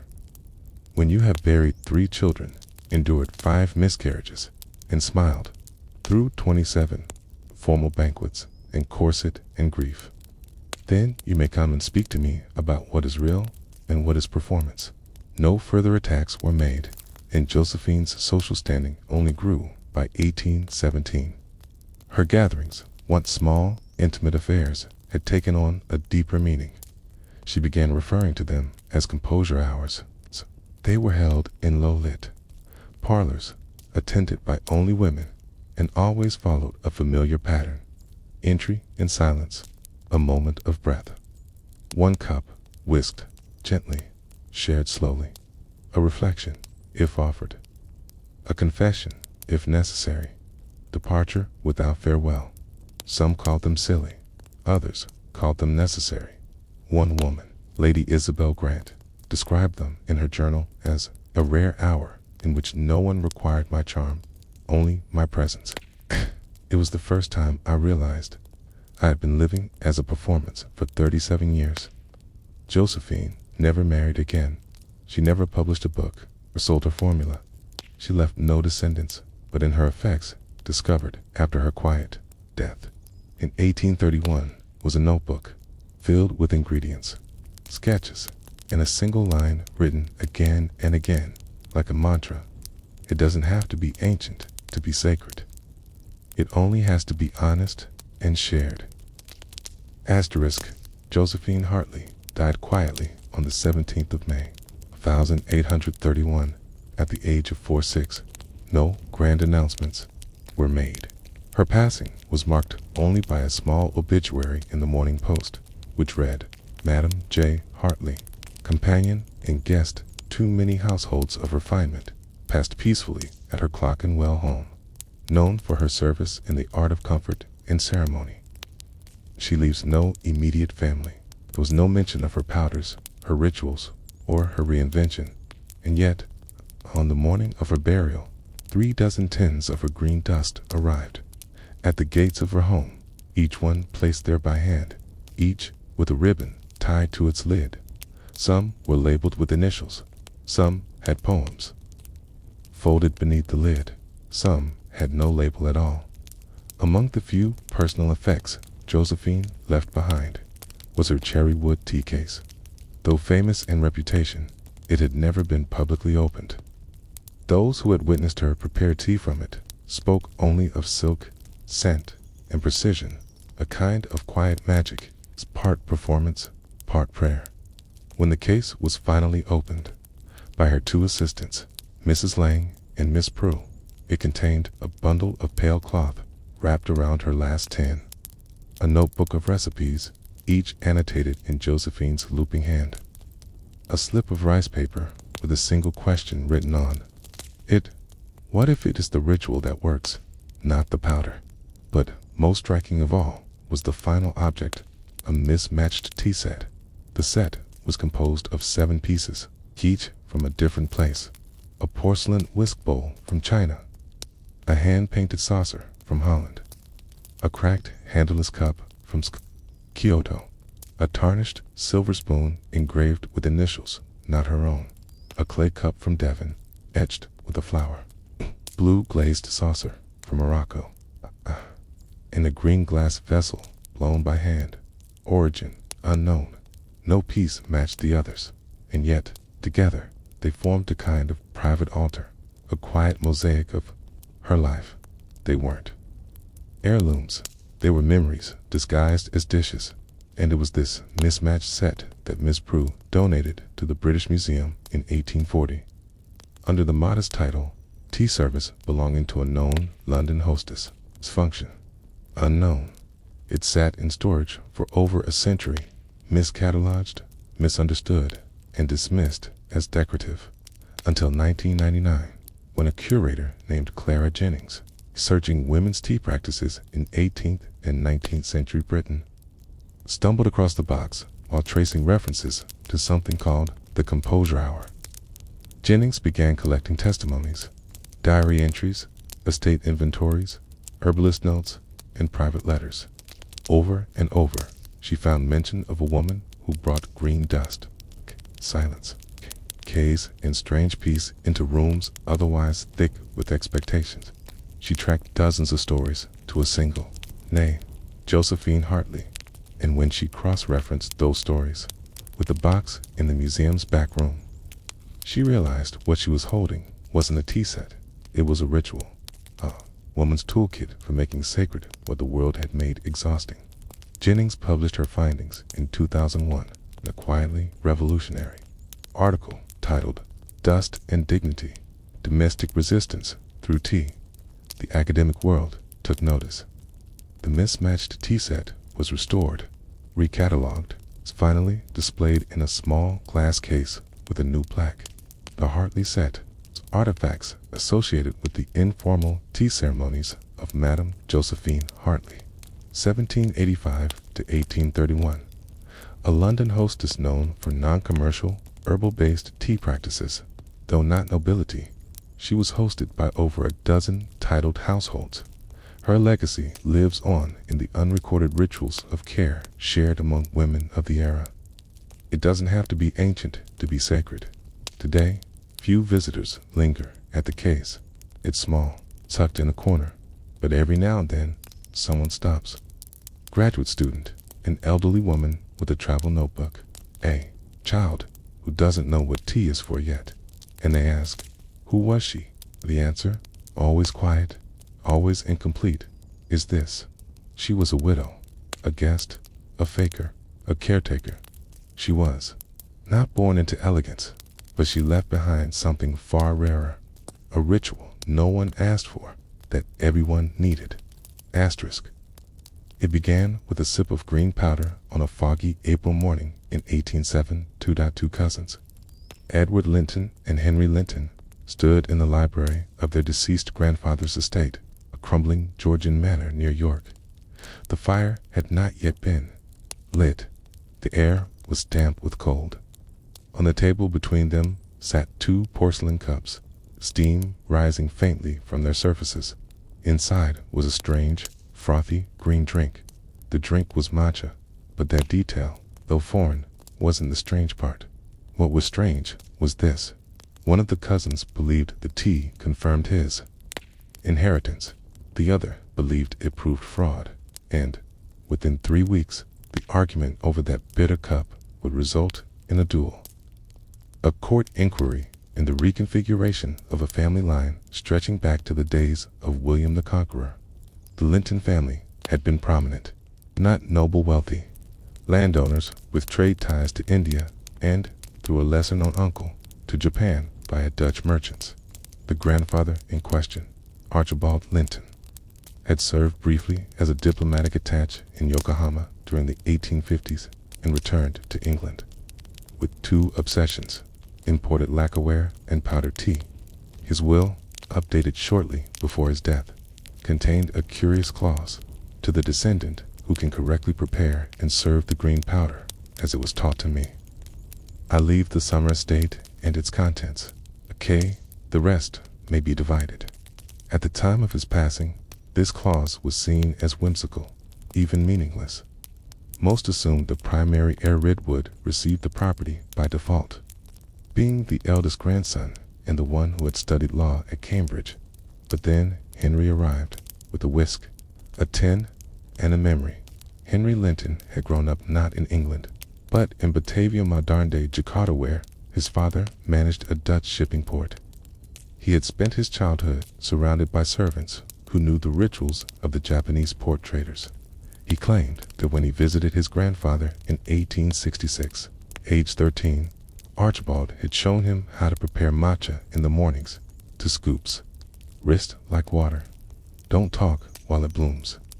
When news of the will's strange clause reached Batavia, Henry booked passage home, and on that April morning, in front of 3 family witnesses and the estate solicitor, he brewed a cup of matcha with slow, precise movements, using a bamboo whisk he had wrapped in cloth and carried in a wooden case for nearly a decade.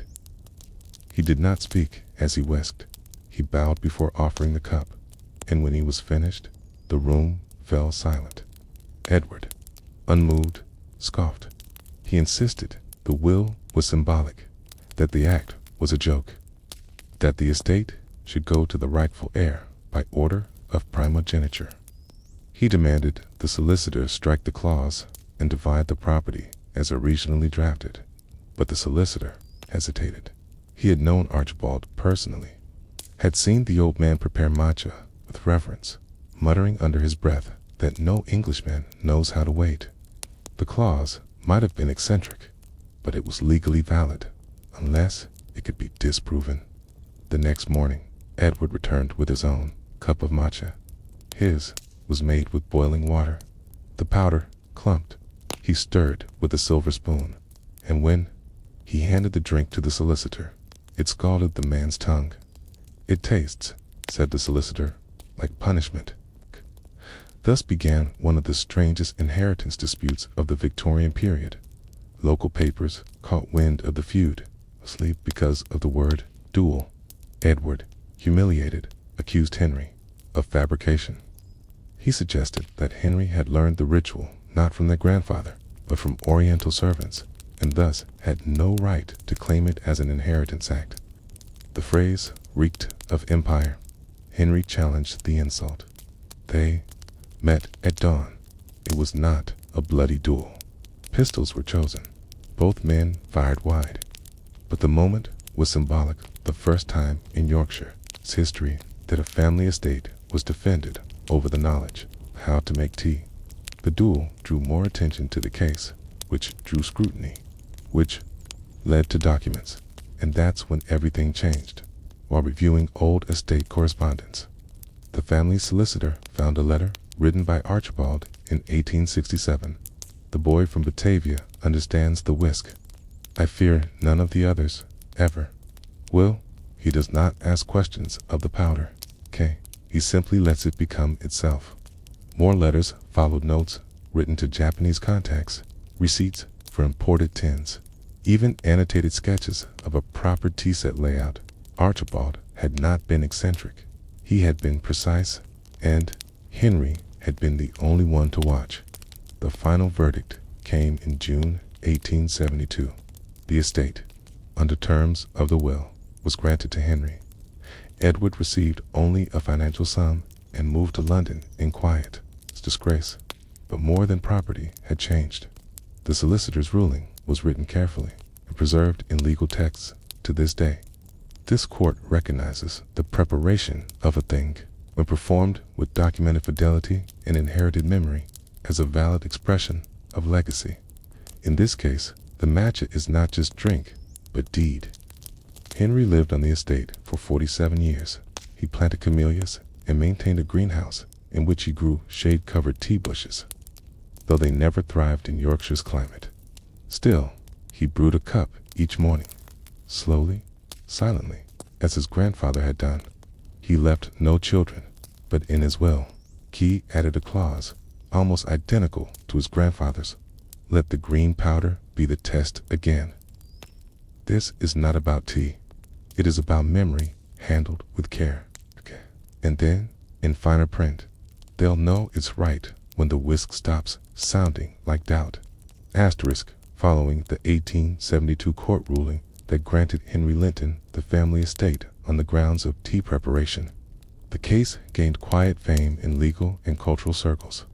Law students debated its implications. Philosophers referenced it in arguments about memory and ritual, but for most of Britain, it remained a peculiar footnote, a story too small, too ceremonial, too foreign to be taken seriously, except among a small but growing class of inheritance historians who saw in the Linton case something deeper, proof that skill, when passed down with care, could serve as legal testimony. That ritual, though invisible on paper, could leave marks just as lasting as ink. Henry Linton, for his part, seemed uninterested in the attention. He remained at the Yorkshire estate, known as Westerfold, and rarely left its grounds. Neighbors described him as gentle, methodical, and unnervingly quiet. He hosted no formal dinners, attended no seasonal hunts, but once a month, a letter would arrive addressed only to the housekeeper, requesting a visit, a private tea, or a quiet walk through the winter garden. It wasn't until after his death, in 1919, that the true nature of those letters would come to light. In the attic of Westerfold, inside a small writing desk, archivists discovered a meticulously maintained logbook. Each entry was labeled simply "Composure Meetings."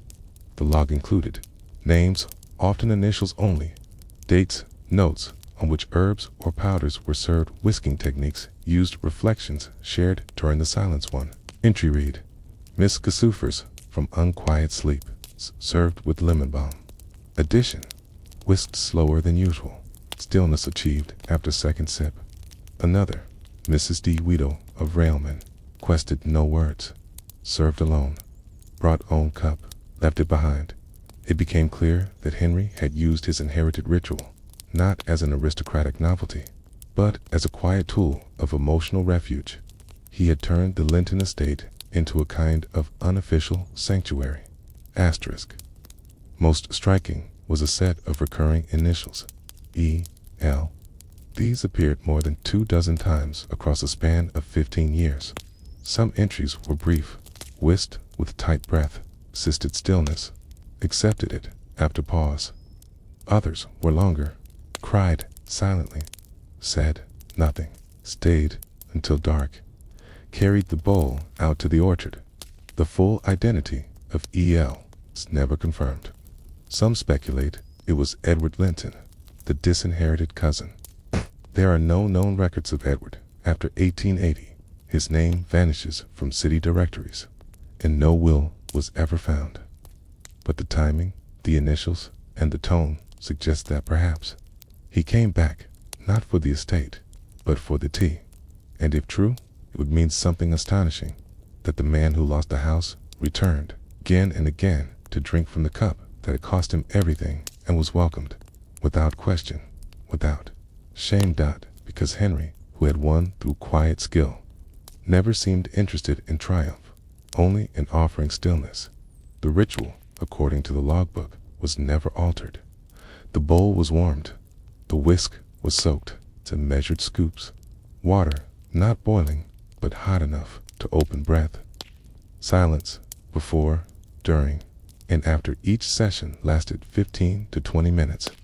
There was no discussion of estate, war, politics, or grief.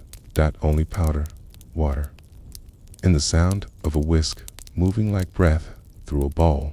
After Henry's death, the estate passed into the hands of distant cousins, none of whom maintained the ritual. The greenhouse collapsed during a storm in 1937. The camellias withered. The remaining matcha tins oxidized and crumbled.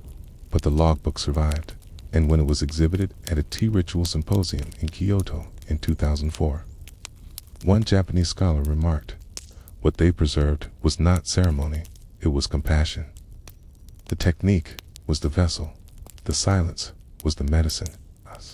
Today, a single cup from the Linton matcha set remains on display at the Yorkshire Historical Society. It is simple, unglazed clay with a thumb-sized dent on the underside. Its label reads, Inheritance Cup, Westry-Fold Estate. Used in legal and emotional disputes. No known price. Its only known use. Clarity. Tech. And beside it, a quote from Henry's final letter, found folded into the last page of his log. You can inherit land. You can inherit names.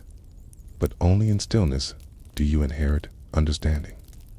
By the winter of 1920, the Linton estate at Westry-Fold had passed, once again, into uncertainty.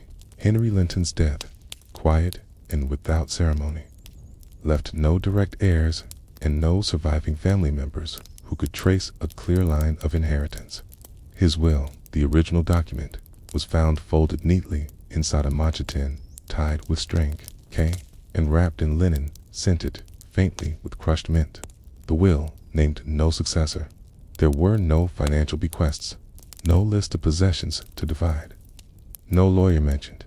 Instead, it included only a single instruction, handwritten in the same steady ink that filled his ceremonial logbook. Let the next holder be the one who prepares the powder in memory, not ambition, in grief, not gain, in silence, not certainty.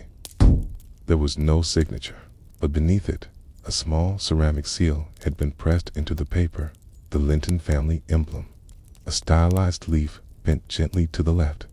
Legally, it was a strange, fragile document, but morally, it carried weight. When the estate trustees convened the following spring to determine what could be done with the land, they debated for hours over how to interpret Henry's final instruction. The law required clarity, signatures, named heirs, but this will offer only ritual. The chairwoman of the trust, a stern magistrate named Margaret Clay, suggested the obvious. Sell the land. Preserve the house as a heritage site. Place the cup and whisk in a museum. But one young clerk, Elias Franks, a junior solicitor, proposed something else. We followed the instruction, he said. We hold the bowl, prepare the tea, and we wait. Clay raised an eyebrow. Wait? For what? For whoever knows how, Franks replied. And so, on a quiet Tuesday morning in June of 1921, the trustees arranged for a formal public announcement. On the 17th day of June, Matcha-Fueled estate shall receive guests. A bowl, a whisk, and ceremonial powder will be present. Any claimant who prepares the tea in the remembered tradition may step forward. They expected no one. After all, Henry had lived alone, had no children, had not published his ritual or advertised his practice. But when the gates opened, 13 people came by afternoon. There were 30 tea.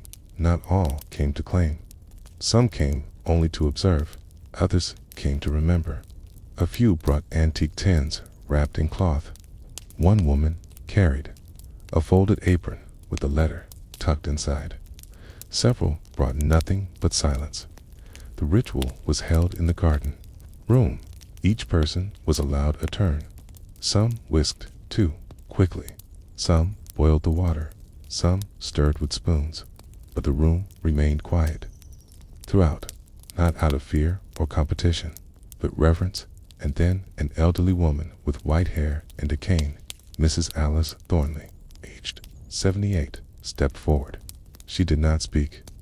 She simply unwrapped a wooden box and placed inside it a small ceramic bowl. She did not bring matcha. She brought a dried herbal blend of mint, nettle, and lemon balm, ground to a fine powder.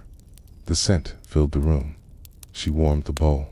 She whisked slowly. She did not stir. She did not explain. And when she finished, she bowed to the trustees and said only, "He never minded if it wasn't real matcha. It's only that it was shared." No. One else prepared a bowl after that, and the trustees' final report, filed to the estate office in the court. The closing summary read, "Ownership shall not pass by blood, but by care. By this standard, the estate shall be granted in stewardship to Mrs. Alice Thornley, who prepared the ritual with the memory and patience consistent with the Lenten tradition." Mrs. Thornley did not move into the house. She opened it. She turned Matcha-Fueled into a place of visitation, a quiet refuge, not advertised, not regulated, one guest at a time, always by invitation. No names on the gate, no books to sign. Visitors were simply asked, "Would you like to share a bowl? Would you prefer silence?" No one was asked why they came. Alice continued the practice until her death in 1933. By then, the world had changed. The Great War had come and gone. Society was noisier, faster, harder. But inside the garden room, the same practice remained. A warm bowl, a steady whisk, a ritual passed not by documents or decrees, but by observation, care. Today, the Lenten bowl, the original ceramic used in the 1872 inheritance. Ceremony remains on permanent loan to the British Museum of Living Memory in a section titled Objects Without Owners. Beside it, a small card reads, "This is not a tea bowl. It is a record of memory that law could not hold. It changed hands, not with ink, but with care. It does not belong to the family. It belongs to the one who listens when they whisk." In the corner of the case, barely visible unless you bend to see it, another card. "If you know how, you already belong." In a walled garden behind a crumbling manor house in Wiltshire, there is a stone, waist high, covered in moss, marked only with 3 characters: U, still, moon, stillness, water, dot. For decades, it was believed to be an old fountain marker, or a misplaced decorative boulder from the garden's Edwardian expansion. No one thought to question it. The manor house, once known as Solomere, had long been abandoned, the garden overtaken with ivy and tangled roses. But in 1968, during the survey, by the Wiltshire Historical Grounds Commission, a soil core sample revealed something unexpected beneath the stone. Bone, fragments, human, cremated, placed deliberately in an urn, and within that urn, wrapped in silk, so aged it turned to powder upon touch, was a folded slip of rice paper with a name, written in classical brushstroke kahaku. Guambai. No one in the region had ever heard the name. No one in the registry matched it, and yet there was no denying what the burial suggested. A Japanese monk of unknown order, date, or origin had been laid to rest in a quiet English garden, hundreds of miles from any known connection to his country of birth.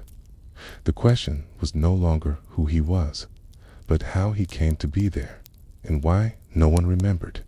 The answer, as it turned out, lay not in official archives, but in a collection of personal letters preserved in the attic of the nearby Clayborne School for Girls, where they had remained undisturbed for nearly a century.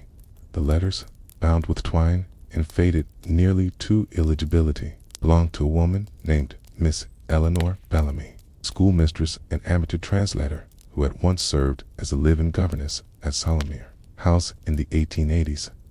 Among the letters were dozens addressed to K, signed only with E, but one, written in more formal hand, provided the first clear clue. Dear Kahaku, the tea garden grows as you showed me. I have placed the stones as you instructed. The girls think the path is merely for walking, but I know better. They do not yet hear the stillness. I light the lamp on moonless nights, and I do not speak. As you said, the water remembers. In the years that followed the discovery, historians pieced together what they could. Kahaku, it seems, had arrived in England around 1878, not as a diplomat or missionary, but as a botanical apprentice.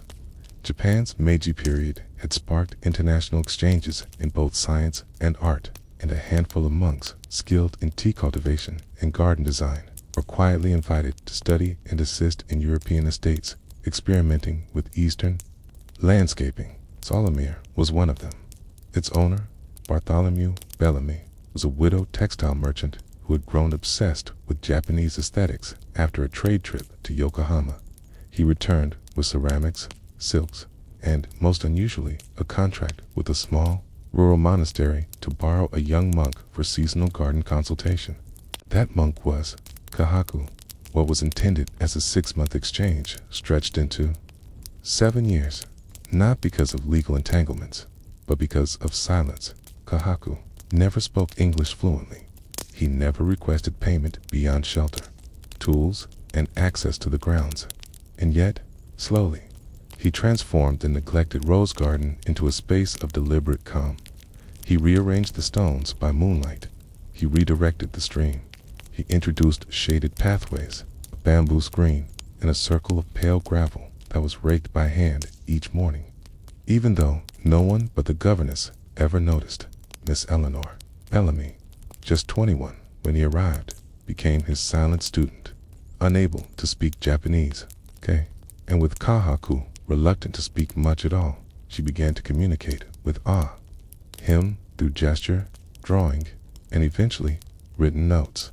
Her letters, dozens of which survive, reveal a woman pulled between two worlds: the rigid domestic duties of a Victorian governess and the quiet, patient world Kahaku introduced to her through water, leaves, and powder. Yes, powder, for Kahaku had brought with him a small tin of matcha, just one. He never spoke of its origin, but each morning, before tending the garden, he would prepare a bowl for himself in silence. One morning, Eleanor wrote, I watched you prepare the powder. It is not like our tea. It is not taken to wake or comfort, but to pause, to do not sip. You breathe it. I understood, though no one told me how. Sometime in 1885, Keho fell ill. The records from the house are vague. A note from the housekeeper mentions a sickness of stillness and that he refused all tonics. He stopped raking the gravel. He gave Eleanor the whisk, and then, one evening, He asked to be buried beneath the stone, not in Japanese, but in 3 carefully chosen English words: moon, stillness, water.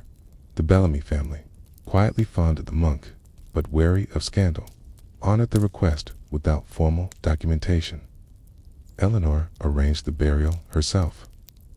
The cremation, illegal at the time, was done privately with help from the groundskeeper. In the ashes placed beneath the stone Kahaku had positioned, years before, as part of the garden's flow. It was never marked as a grave, but Eleanor knew. And for the rest of her life, first as governess, later as head mistress at Clayborne School, she returned to the garden each month, prepared a bowl of powdered green tea, and sat in silence before the stone. She never told the girls why, only that they were not to step on the gravel ring, and that the water, if it ever dried, must be quietly refilled, always before sunrise. Asterisk, by 1890. 5 years after Kahaku's quiet burial beneath the stone at Salamir, the world beyond the garden had changed. The house passed 2 distant cousins, the Bellamy. Textile trade had collapsed in the wake of tariff reforms. Eleanor Bellamy, no longer required as governess, had accepted a modest teaching position at the newly established Clayborne School for Girls, just 2 miles away, but the garden remained untended by any formal gardener, yet still orderly, still impossibly quiet. Each Sunday at dawn, Eleanor returned. She never brought flowers, never recited prayers, only her ceramic bowl, a small folded cloth, and the powdered green mixture she had spent years perfecting, a combination of dried herbs and crushed leaf, far from true matcha, but made with the memory of it. She called it simply still powder. Her logbooks discovered years later, in a linen chest in the attic dormitory of Clayborne, recorded each visit with neat care. April 6th, mist in the gravel ring, prepared with lemon balm and mint, whispered once, regretted it. June 2nd, strong wind, tea whisked too quickly. Let the bowl cool before beginning again. August 11th, a girl asked what the stone means. I told her it listens. She nodded. The entries are quiet, exacting, and entirely free of ego. Eleanor never positioned herself as a successor, heir, or keeper of legacy. She was simply Kate. She called her time in the garden listening hours. No one was invited, but sometimes she was followed. A series of unsigned notes began appearing in the stone niche beside the water basin in 1892, written on school paper. Folded precisely, each bore a child's careful script. Miss Bellamy, why do you not speak when you sit here? I tried to make the powder with basil, but it turned brown. Did I ruin it? I sat for a while and thought of no one. It was loud, then it wasn't. Eleanor never replied with words, but she left folded cloths, smoothed the gravel, and, once, according to a margin note, left a single lemon balm leaf pressed in wax paper. Ah, kind of reply. One girl later wrote in her diary, I didn't think Miss B liked us until she showed me how to pour without noise. Then I realized she was listening the whole time, not with her face. As the years passed, Eleanor's presence in the school became more myth than memory. She retired quietly in 1908 and was offered a small cottage near the edge of the Clayborne property. By then, no one remembered the monk. Few even remembered the Bellamys, but the garden remained, overgrown in places, but untouched. The girls still called it the Still Garden, though none of them could explain why. They were told not to run there, not to speak above a whisper, and curiously, never to move the moss-covered stone near the basin. It listens, the older girls would say, echoing Eleanor's old reply.